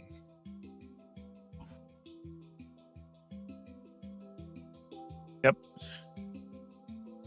So I don't know. Say that again, Ryan.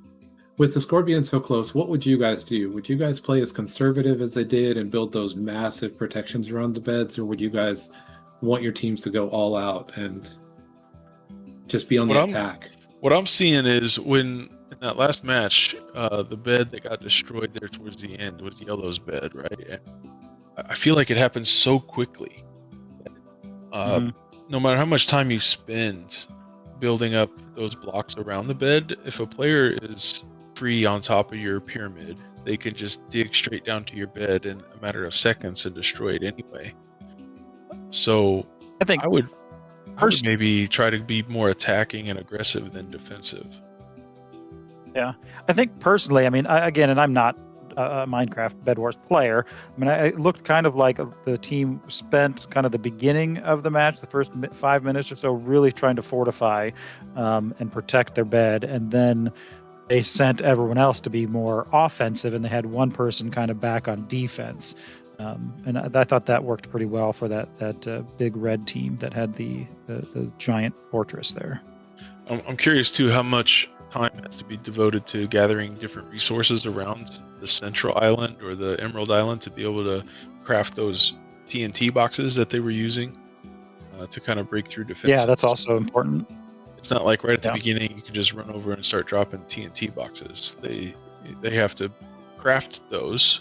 It's Minecraft, right? So the player's inventory at the start of the match I'm interested in. Do they even have any tools? So I wonder if they have to pick up things on the ground and wood and stone, I know, and then craft a pickaxe which lets you mine faster and better stone to be able to craft another item that lets you get the emeralds or vice versa, and then eventually they're able to craft the TNT boxes, so then they would farm the materials for that. You don't want to go over to the other base with only one dynamite box. You want to have several, so that if you are unimpeded like that player was on top, the green player, you can drop several and not have to make another trip. Yeah, I think it's good to talk about the different strategies with that, and how do you divide the tasks for the team members?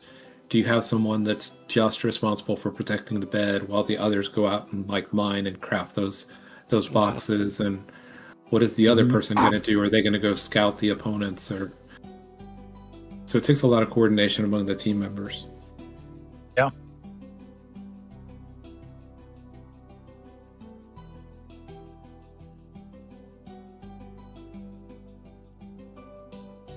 Oops. Clicked a button and something happened.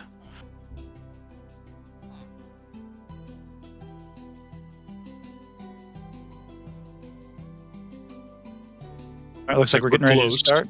Yeah, I was getting ready to say the same thing. I was hoping that our blue team would have their fourth player ready, but it seems like they're still having trouble. I hope they're not stuck outside in this weather. Yeah, so now we've got some neat castles. So that's to see what someone is able to come up with this. We can see yellow over here. They're already starting to protect their bed. Red's protecting their bed with that first layer. Blue doesn't seem to be doing anything right there yet. Neither does green. Yes, I wonder if they're inside their main base there. They have places of storages or something where they can gather resources. Yeah, so they're going straight for a different island. Yeah. Yep.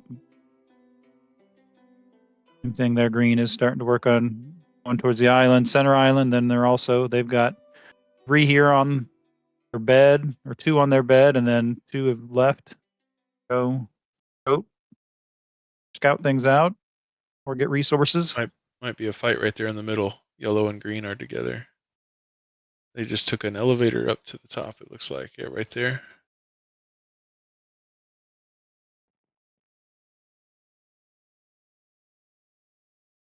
You'll have to forgive me. Some of these controls are a little bit wonky. I'm doing my best here to it's great to watch. Good. You gotta watch your step in the middle there. It looks like players can fall in the hole.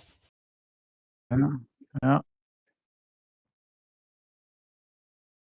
Right. So again, this is kind of like what we saw last time. Red is really focusing on all those different materials on theirs. Doesn't look like they've left really their island yet. They are just building and protecting. They seem to be on that protective mindset, whereas the other teams have all started reaching out. Islands. Yellow has a pretty good build here.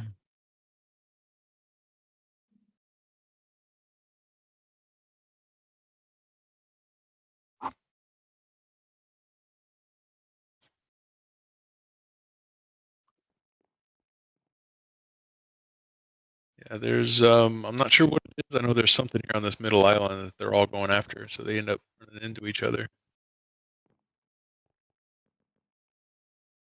Maybe these strips of green, is that something they can mine? Are those emeralds? Oh yeah, it says emerald right there. So that's Yeah. one of the generators right here. Mhm. Oops. Probably a high level resource used in crafting things like the better defensive blocks or the TNT even. Mm-hmm.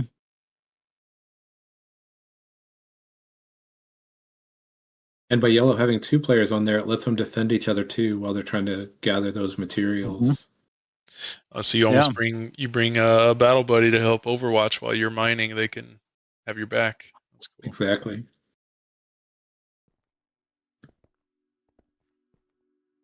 See how Red's doing over here with their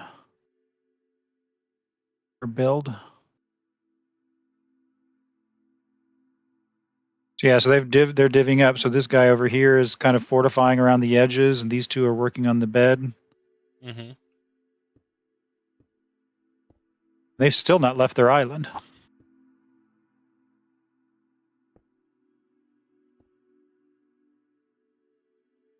So it makes you wonder, like, are they going to be good enough with the resources that they have, or are they going to be behind because everyone else is getting these emeralds on the central island, and they're just going to have whatever it is they get from there inside the castle? Oh. Let's see. A lot of dynamics at play here. All right, do you think they're going to start adding water here soon? Yeah, I bet.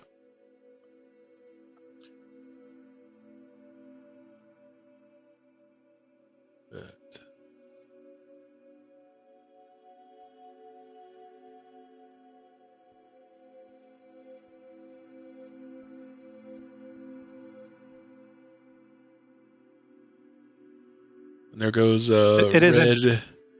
Red's making their wall all the way around. Yeah, and blue looked like it was trying to maybe shoot across. Yep, there's a little bit of a skirmish going on here. Mm-hmm.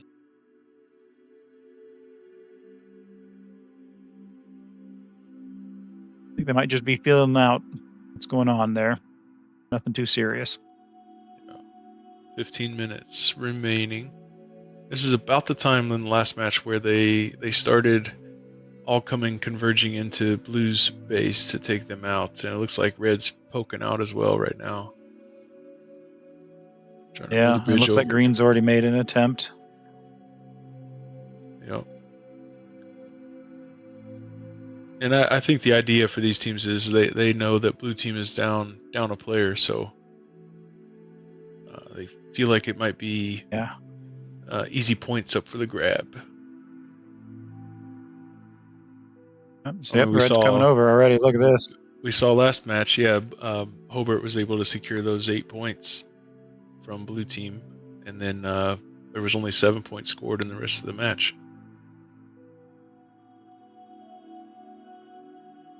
So Blue defending pretty well, pretty good. They're going to have to rebuild some. Mm-hmm. So it looks like as time goes on also that the generators upgrade to a different tier. So you probably get better resources as time goes on, kind of building things up, ramping things up towards that final push. Right. North Jessup, right, is Blue team. Judson. North Judson. Judson. Jessup. I don't know where I got that from. Hobart, Red. East Tip is our yellow team. Correct. Bachelor Middle School, our green team. Yep. Looks like they're going for similar structures what they did last time. Mm-hmm. Same thing. Red looks very similar to what they were doing last time. Yeah, Hobart's really good at building these defensive walls. They had a big castle-looking structure at the end of last match. Looks like Blue's sending some fire over. Well, that seems powerful. How did they make that? One Blue player accidentally falling. It's like a boomerang of fire almost. Uh-oh. Drop TNT to blow up their bridge. and defend their island. That's cool. Looks like Blue's getting some resources, maybe recouping. Is he going to push again, or is he going back? He's going back.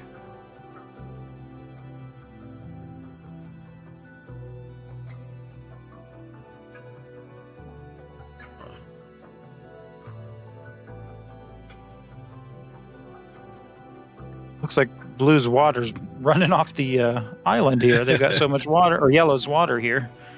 He's tipped. They've built Pretty nice waterfall. They built it like a channel here for the water to flow to the bridge at the front. Even I think that was deliberate. That probably slows. Yeah, trying to make the water go out to help them slow down potential attackers. Yeah. That's really cool. Does it also push the attackers back? I read a minute ago that it can trap them or lock them in place or make them slower at least. And it seems like mobility is the name of the game for the combat in this game. So if you're stuck in place or at least moving slower, you're easy pickings. Yep. So now we've got water on 3 of the 4 castles. Got yellow, red, and blue all has water to protect. Yeah. Green is not there yet. Looks like Bachelor might be dropping water right now.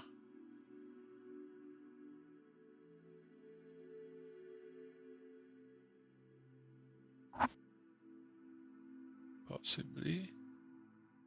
Maybe, I don't know.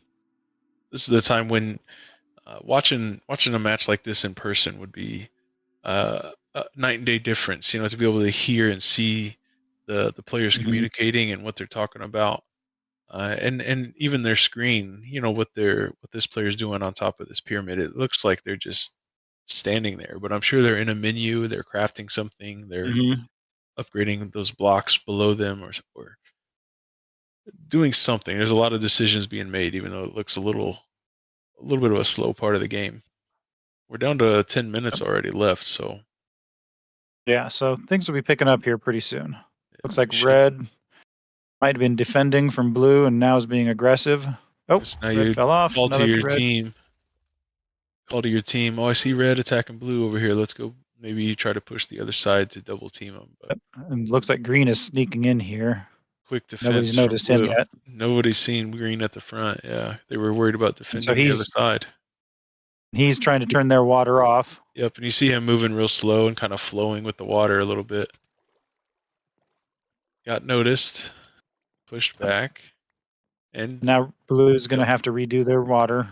Yeah, that was cool. That was sneaky. Yeah.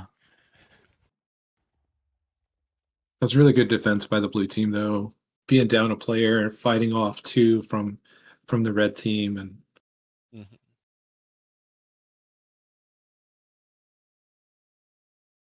Yep. So it looks like they're gonna recoup, figure out what's going on after that. Here we have Red's castle.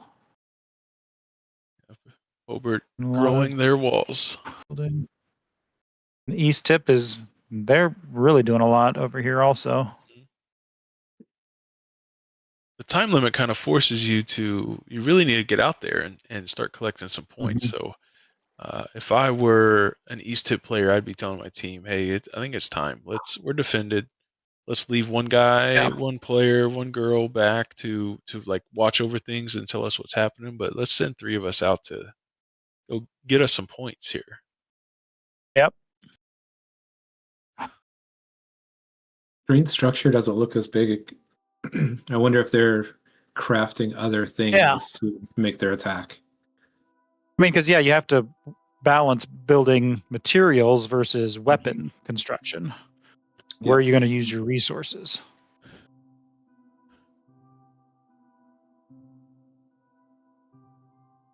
Interesting. Green's going for blue here, maybe? Yeah, it looks like Emerald Generator's now at tier 2. Blue's doing a great job defending. Coming down to 7.5 minutes almost. These are going to get real exciting here quick. I just hope I don't miss any of it. I'm flying around here trying to see where the interesting things are. Yeah, where the fight is, yeah.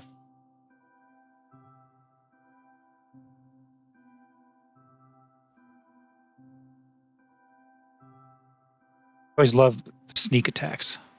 Yes. The Mission Impossible player come in from the side.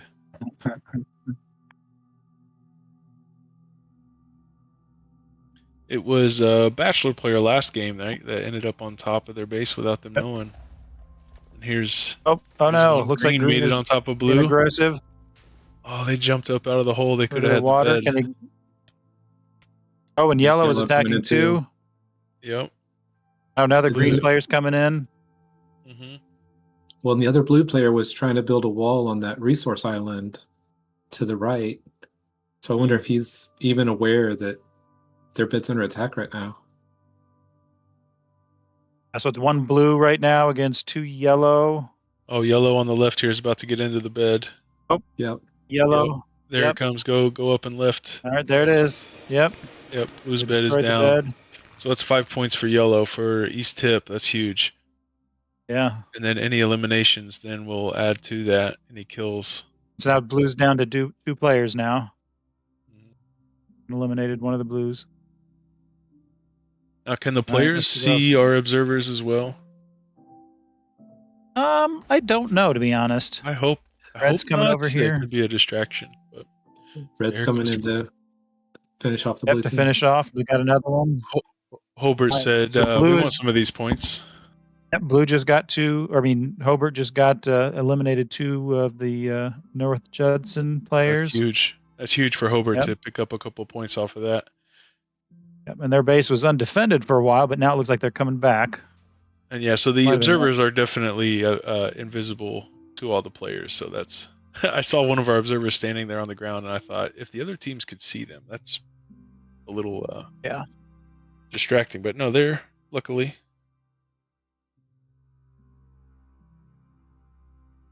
Okay, so yellow's got their castle here. They're defending. Same thing with red and green. They're with a little bit different of a model. They're here protecting. You can see the two guys in the back there probably getting resources. 5 minutes left.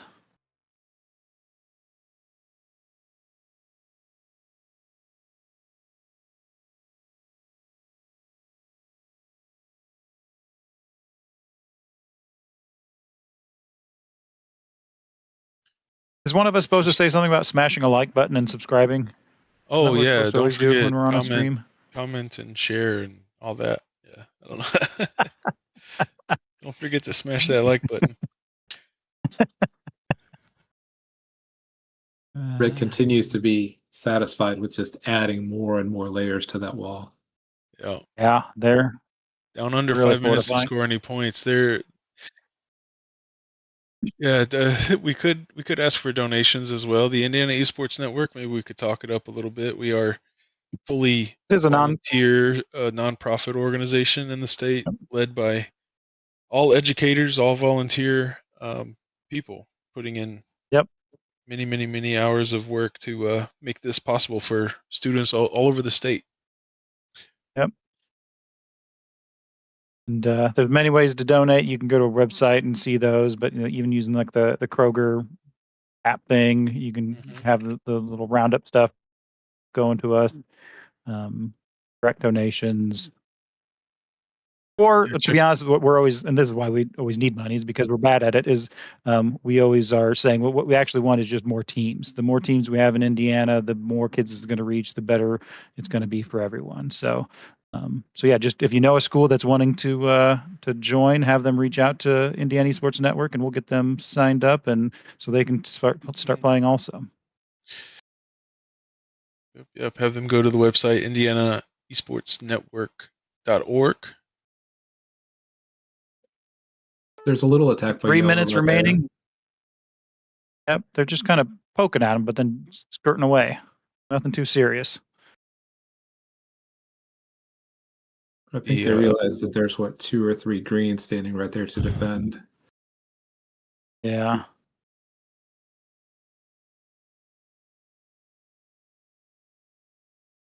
So this is a little bit. I mean, this is a little different. I mean, are they going to start attacking here in a minute, or are they just happy with defending and building up as much as possible, not getting points? Well, Maybe they're that's what happy I'm with the saying. points they have.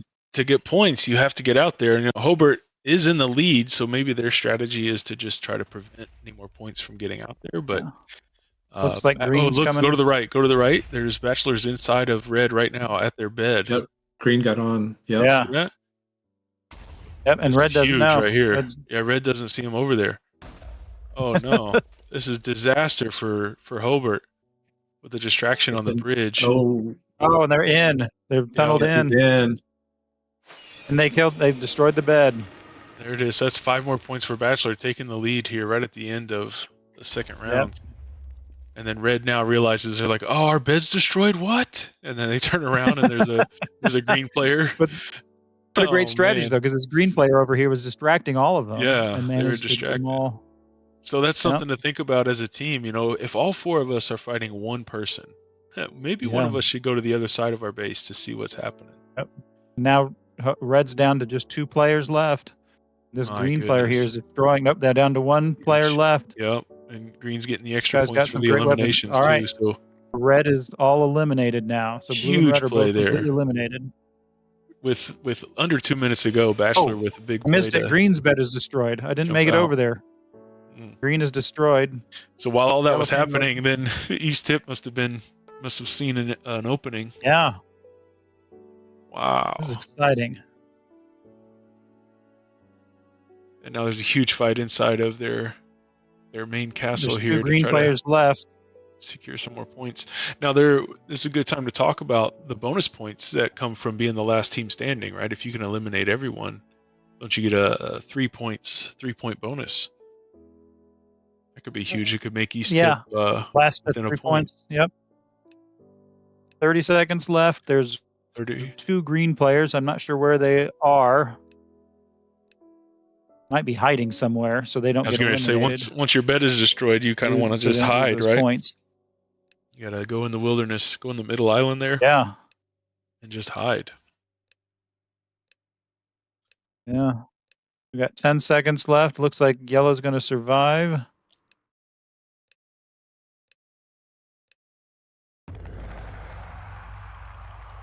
All right. There it is. Yellow won it. Wow. So East Tip. So I can't see the score on my screen. What is the actual score? So Hobart with 9 points. East Tip has 13. Bachelor in first place with 17.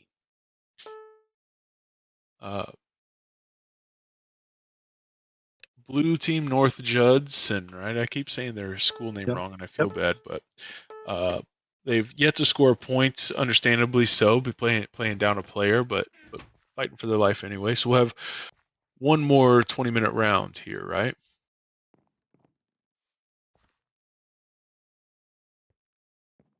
Yes. I think this last map might be called Riptide. That sound right? Yeah, that sounds right.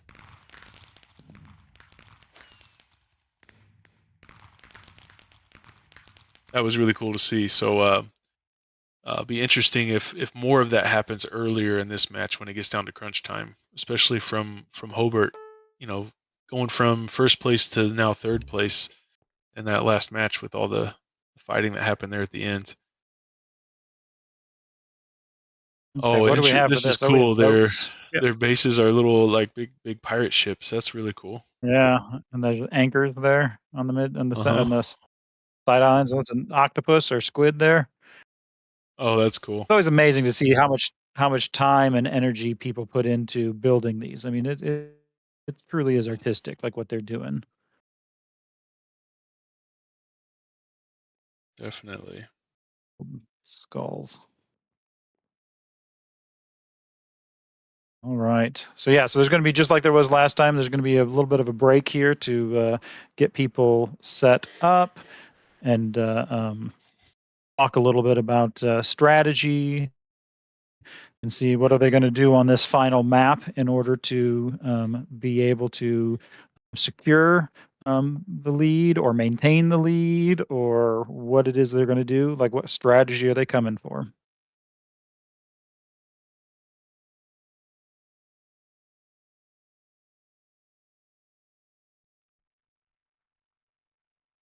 All right.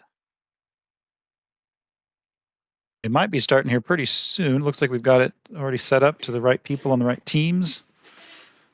And unfortunately, North Judson still did not get their final player in. We were hoping that by the second or third map they would get their final player in, but and, I know you guys are watching from all over the state, but certain parts of the state right now are getting bad weather, and so it looks like they might have gotten stuck somewhere and weren't able to make it in. Yeah, it's too bad. Hopeful at least that they're safe, they're warm, made it inside somewhere. I'm not sure the extent of how their player was stuck out, but yeah. it's rough. And that is why we had to make the decision to instead of hosting at Trine to go completely virtual, because we just you always have to think about the safety and having people drive an hour, 2 hours, 3 hours coming from all over the state. It just wasn't going to be something that we could ask our participants to do. Right. It was a tough decision because of the amount of planning and excitement that went into it, planning it, and these schools planning to show up and play in person is a big deal, but it was the right decision. I'm glad really makes that the weather didn't pull yeah. an Indiana on us and switch up, and it could have been 60 and sunny today, and we would have felt like fools. But yeah, I'm in Brownsburg, just really west makes of Indianapolis, and it is bad. There's probably 5 inches at least of snow already. So. Yeah, and it really makes you appreciate the decisions that the superintendents and SROs and transportation directors make every day throughout the winter at schools as they're trying to decide, are we doing delays? Are we doing e-learning? Are we going to school? Are we canceling? I am not envious of those people making those decisions. It's easy on the outside looking in to say, we should have done this or that, but then to actually be the person making that call is a lot of pressure. And like you said, not envious of that responsibility. Mm-hmm. So do you have an update of where we are on this third map? Third match? We're getting close, I bet. It looks like all the players are set on the right teams. Yep, probably. Yep, it looks like one of the teams East Tip might have been subbing a player, but it looks like Bachelor and I was getting ready to say we are going to update the time. So now they're starting in 10 seconds. It won't be 4,000 seconds before we start like this day. So here we go. 5 seconds. We're going to roll. See how they get, if they start fast this time or faster again. Because the second match was faster than the first one it felt. What's that strategy going to be this time? They're going to... You can see their beds right there. A little bit more internal. See. Less... Maybe... players can get up on top of the ship and drop TNT from the top still, but maybe more difficult to do so. Wow. Maybe you could somehow sneak up here. Yeah. Isn't that one of the strategies? Isn't there a device that you can eventually craft that makes you transport really far away? I think a portal of some sort. Maybe you have to place something down where you're trying to port between. And then throw a pearl or something. Yeah, something. I'm not sure.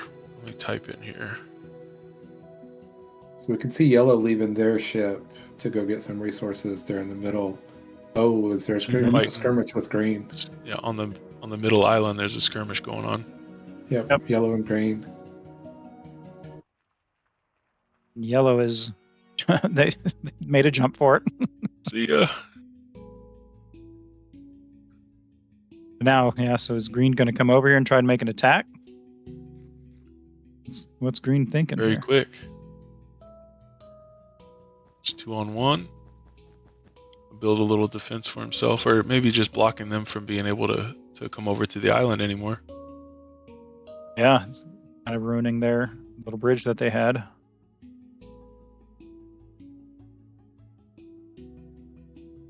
Now they're having competition to see who can be taller.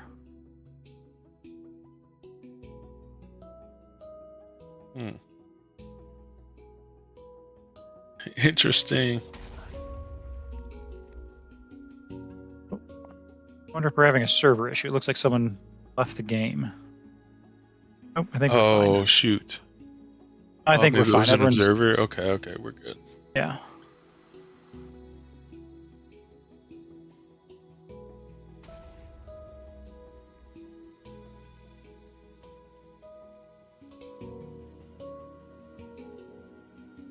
So I'm curious what red's fortress is going to look like here on the ship. It's a little bit different of a shape than the island.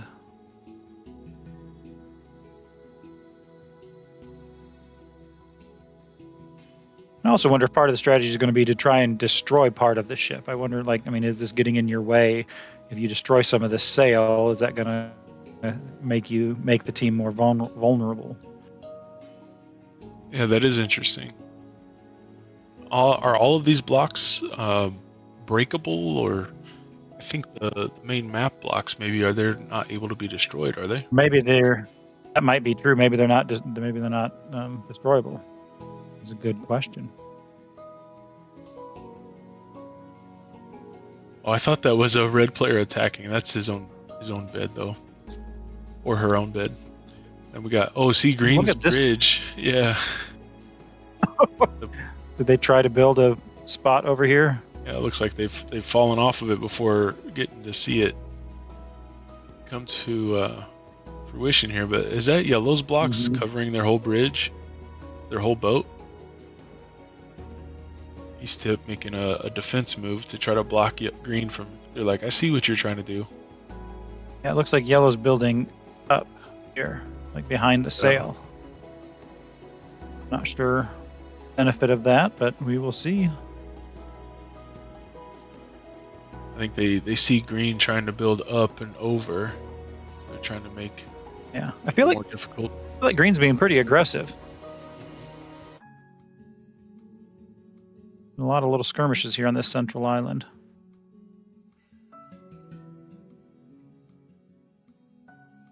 Red, they're just in the background being left. That's fine. You guys can fight. I'm gonna go over here, get some diamonds or emeralds or whatever it is. Yeah. Oh no, I'm wrong. They're gonna make a play for green. Maybe. Yeah, they see that opportunity. Yep, I think they're gonna go for that. Yeah, they're spotted by one player up above. Yeah. Up, down. Yep, and he was hiding up there. Get out of here. Yep. Who's gonna win this skirmish? Oh, green defended. Yep. And now he's gonna make a play. He was going to red. Yeah. Oh, how long is our respawn timers, I wonder? Yeah, green is hiding back there right now, right? Yeah. Look at him. He's coming out. Yeah, there he is. Like, you don't see me. But red is coming over. Oh, watch out. 1-1. He's like, run. Oh, no, you don't have much room there. There you go. Yeah. He wasn't going to get far, was he? He took 3 players out in defending, so it is work. It's yellow. Oh no, yellow's trapped on the bridge. Oh, nice jump. Whoa. Yeah, how did that work? I know Hey guys, help me. They're doing a certain attack to push back the opponent, and then he just had a super jump somehow, jumped right over the green player to get out of there. Mm-hmm. It's blue up too. Blue's got their water. Nice. For the rest of the blue players. There's one. Yeah. Is there somebody else on the island gathering resources, maybe? Oh, here's yellow trying to get up behind blue's base.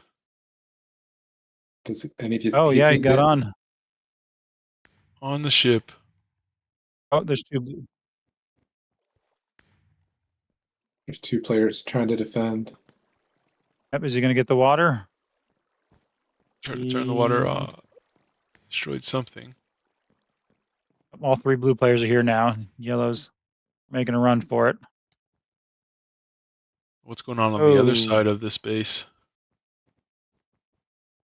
Yeah, that's what I thought. I thought somebody would be trying to come from the other side at the same moment. Maybe, yeah. All right, let's look around some islands here. Yellow's building their front door there. What's Red's fortress look like? Yeah, there we go. They got their water. Build a huge fortress. So that's also tough to get to because, I mean, the way red has built that to get it up and behind that sail, that's you're gonna have to get there pretty specifically. Right. All right, we have red and green. Nope, green ended.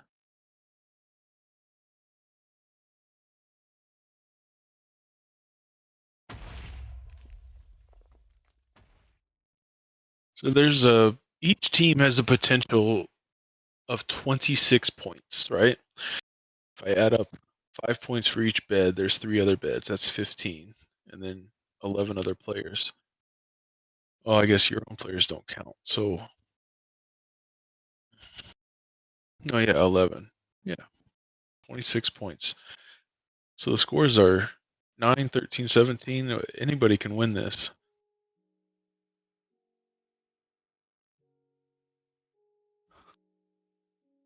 Green's making a play on red there. Yeah, I think he snuck on because red's I think back was turned. Red was focused on building, so green might get in here. Oh, green's got to move around. Red sees them. Been Red sees them. spotted. Been spotted. Now it's the And then beehive. the others come out. Yeah, they're here. They're here. That was close. That's why you probably got to have a lookout. Pretty much at all times, somebody keeping a lookout. Mhm. It happens so fast. I feel like they spend so much time building on their bed, but then once somebody infiltrates, the bed is gone so Mhm. fast. It seems. Yeah.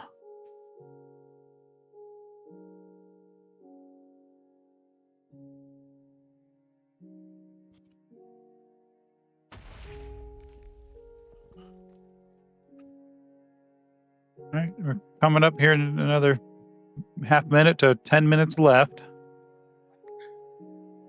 We'll start getting exciting again.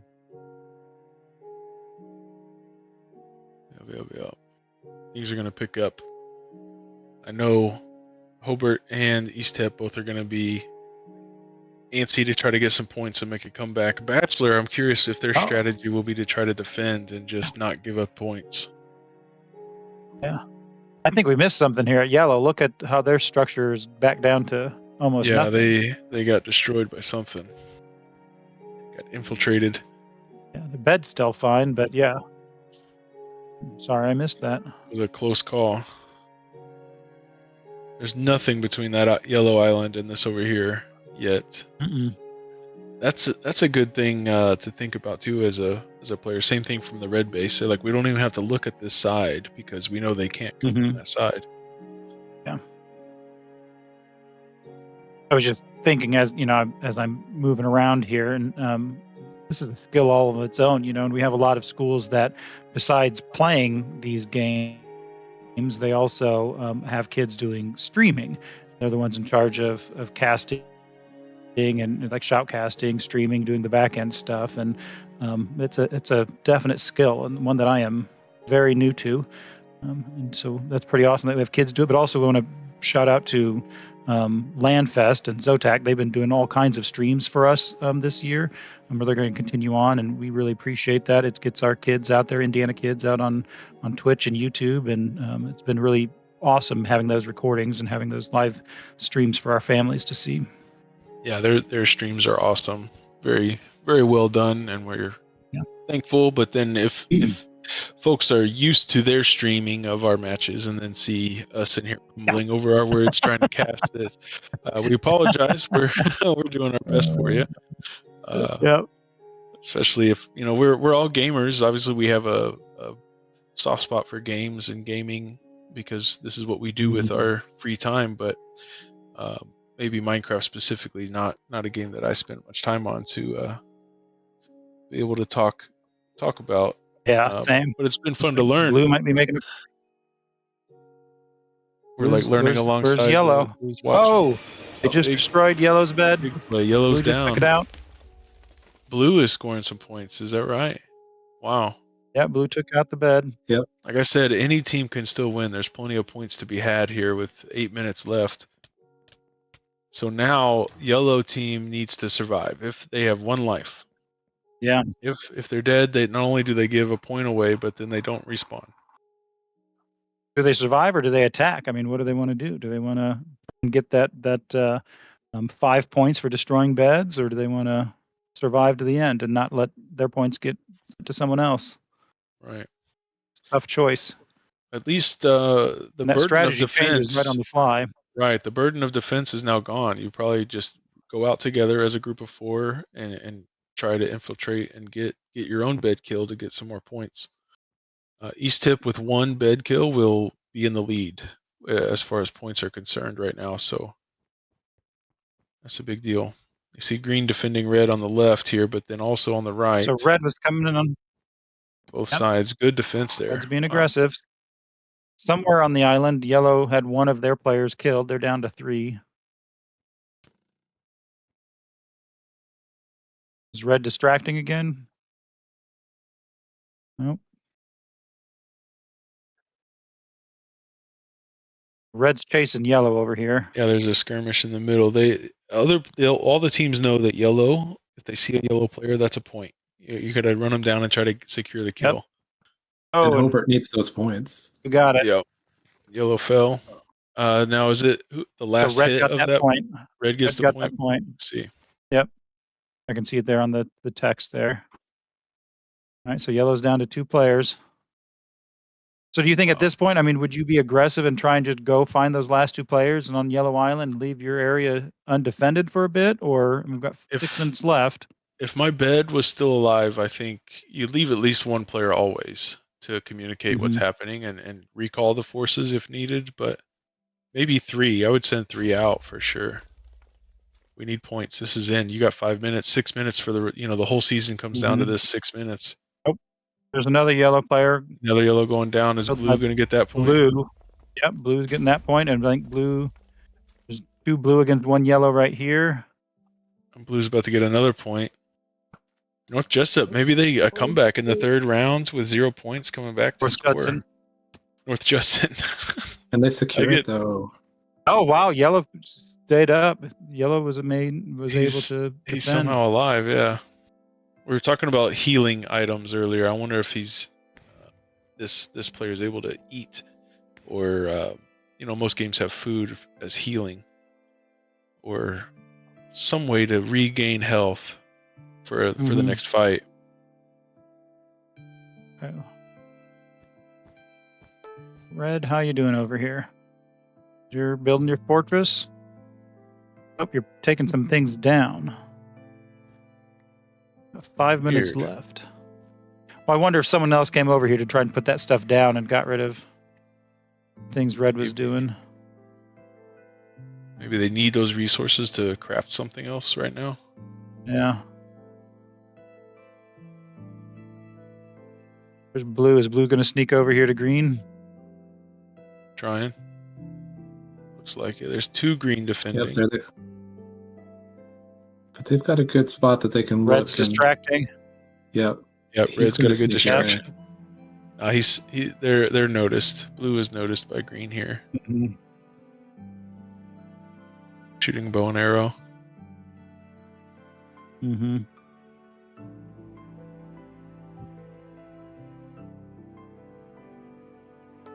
This is why I said in the beginning, I think using ranged combat is probably pretty powerful in this game mode. Blue accidentally fell. But blue's bed is still up, right? So they're respawning.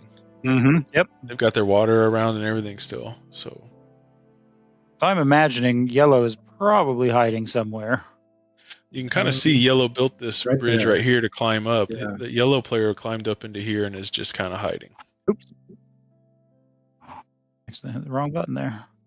You could spawn in some more materials for him if you want. Give one of the teams a little extra.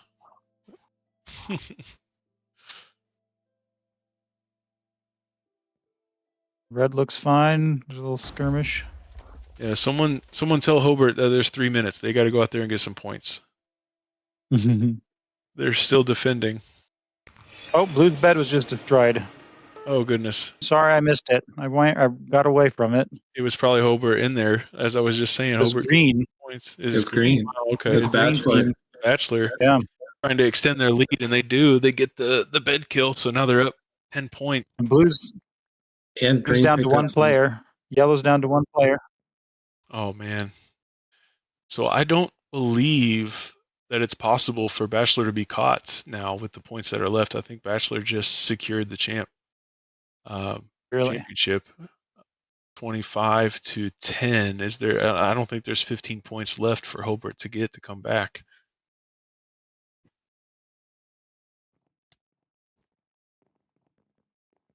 Not sure if the teams realize that or not. Probably not. There's so much they're working with and dealing with, and decisions they're making every second. So they're going to play hard to the Red end. just left. One of the red players just left the island, and now Green's here by himself. It looks like. Uh-oh. No good. Going in for it? Is he? Yeah, but this will definitely secure. Oh, yellow's there Bachelor. too. Yellow says, "I want the points. Oh, Give me the and yellow's bet yeah, is you dead. did.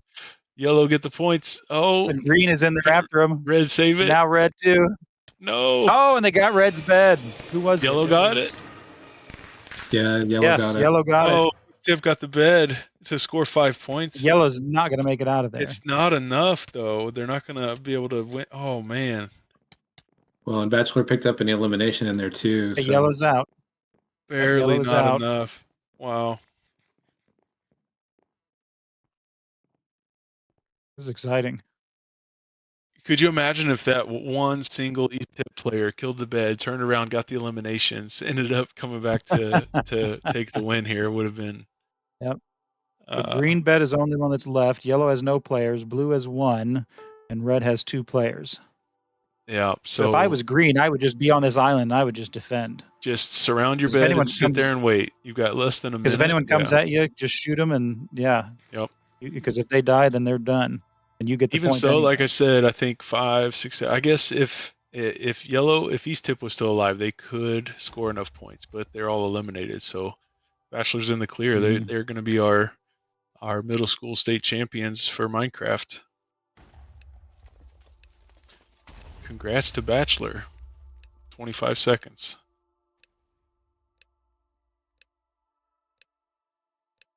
I'm going to do a little quick Google search for Bachelor Middle School. That's in Bloomington area. Yeah, it's in Bloomington. Oh, Bloomington. Okay. I was curious if they were going to be, if they're getting hit by this weather as well.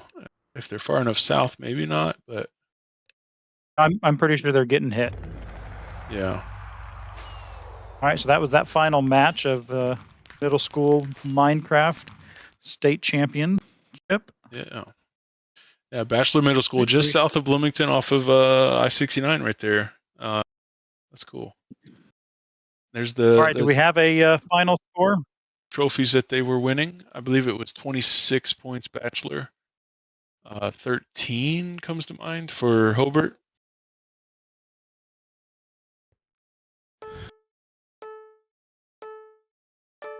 I have to see that graphic again. There's the, oh shoot, I hit the wrong button. Yeah. Hobart 11. East Tip had 18, and Bachelor with 27. And Wow. North Judson had 6. Now that's what the scoreboard said there at the end, but there were so many points scored, and that last bed destroy and those last downs that the might not be the final scores, but I do know Bachelor had the most. Bachelor's going to be the champ. So there's, if you see the trophy pick right there, that's the state trophy that the Indiana Esports Network has for all the winners today, and runner-up trophy for all the second place players today.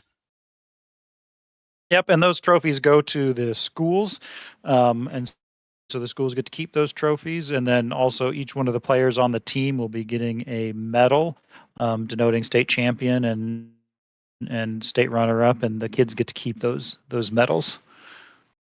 All right, so that is it for the day. We had our state finals. Huge. Real quick, yeah. Real quick, I wanted to see, does anybody know the results? Because we also had Unified happening today. Our Unified Super Smash state finals. They had to play theirs a little bit at a different time than originally planned because of weather and stuff like that. And I'm just checking. I think they have been playing already. I want to see if I can see the scores on that, see if we can announce who the Unified State Champion is too. It looks like. I'm looking through messages to try to Let me find it see too. here. I think it was a competition between Logan Sport and Wabash, and it looks like Wabash took it in 2 games. So Wabash school is our Indiana Unified Esports Super Smash Brothers champion. Awesome. And So then that is impressive. the first game today was Mario Kart. That was who won? Oh man. It was a great question. It was between East Tip, right, and Fall Creek Valley. Yeah, Fall Creek Valley. That's right. Fall Creek Congrats, Valley Fall took Creek. that. And then in our Fortnite match, it seemed a little one-sided. That was our Clark Pleasant. Clark Pleasant versus Hobart. Yep. And Clark Pleasant took that down pretty handily. And here in Minecraft, it was Bachelor Middle School. Nice. Yeah. All right. So that is quite the day that we've had for Indiana Esports Network.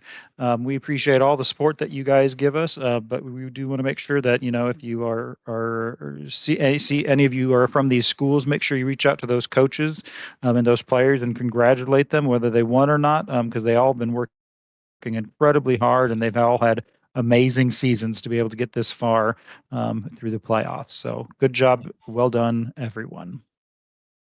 Yes, and with that, everyone. we're going to sign off. Have a great day and be safe out there. Enjoy the snow. Stay safe. Stay warm.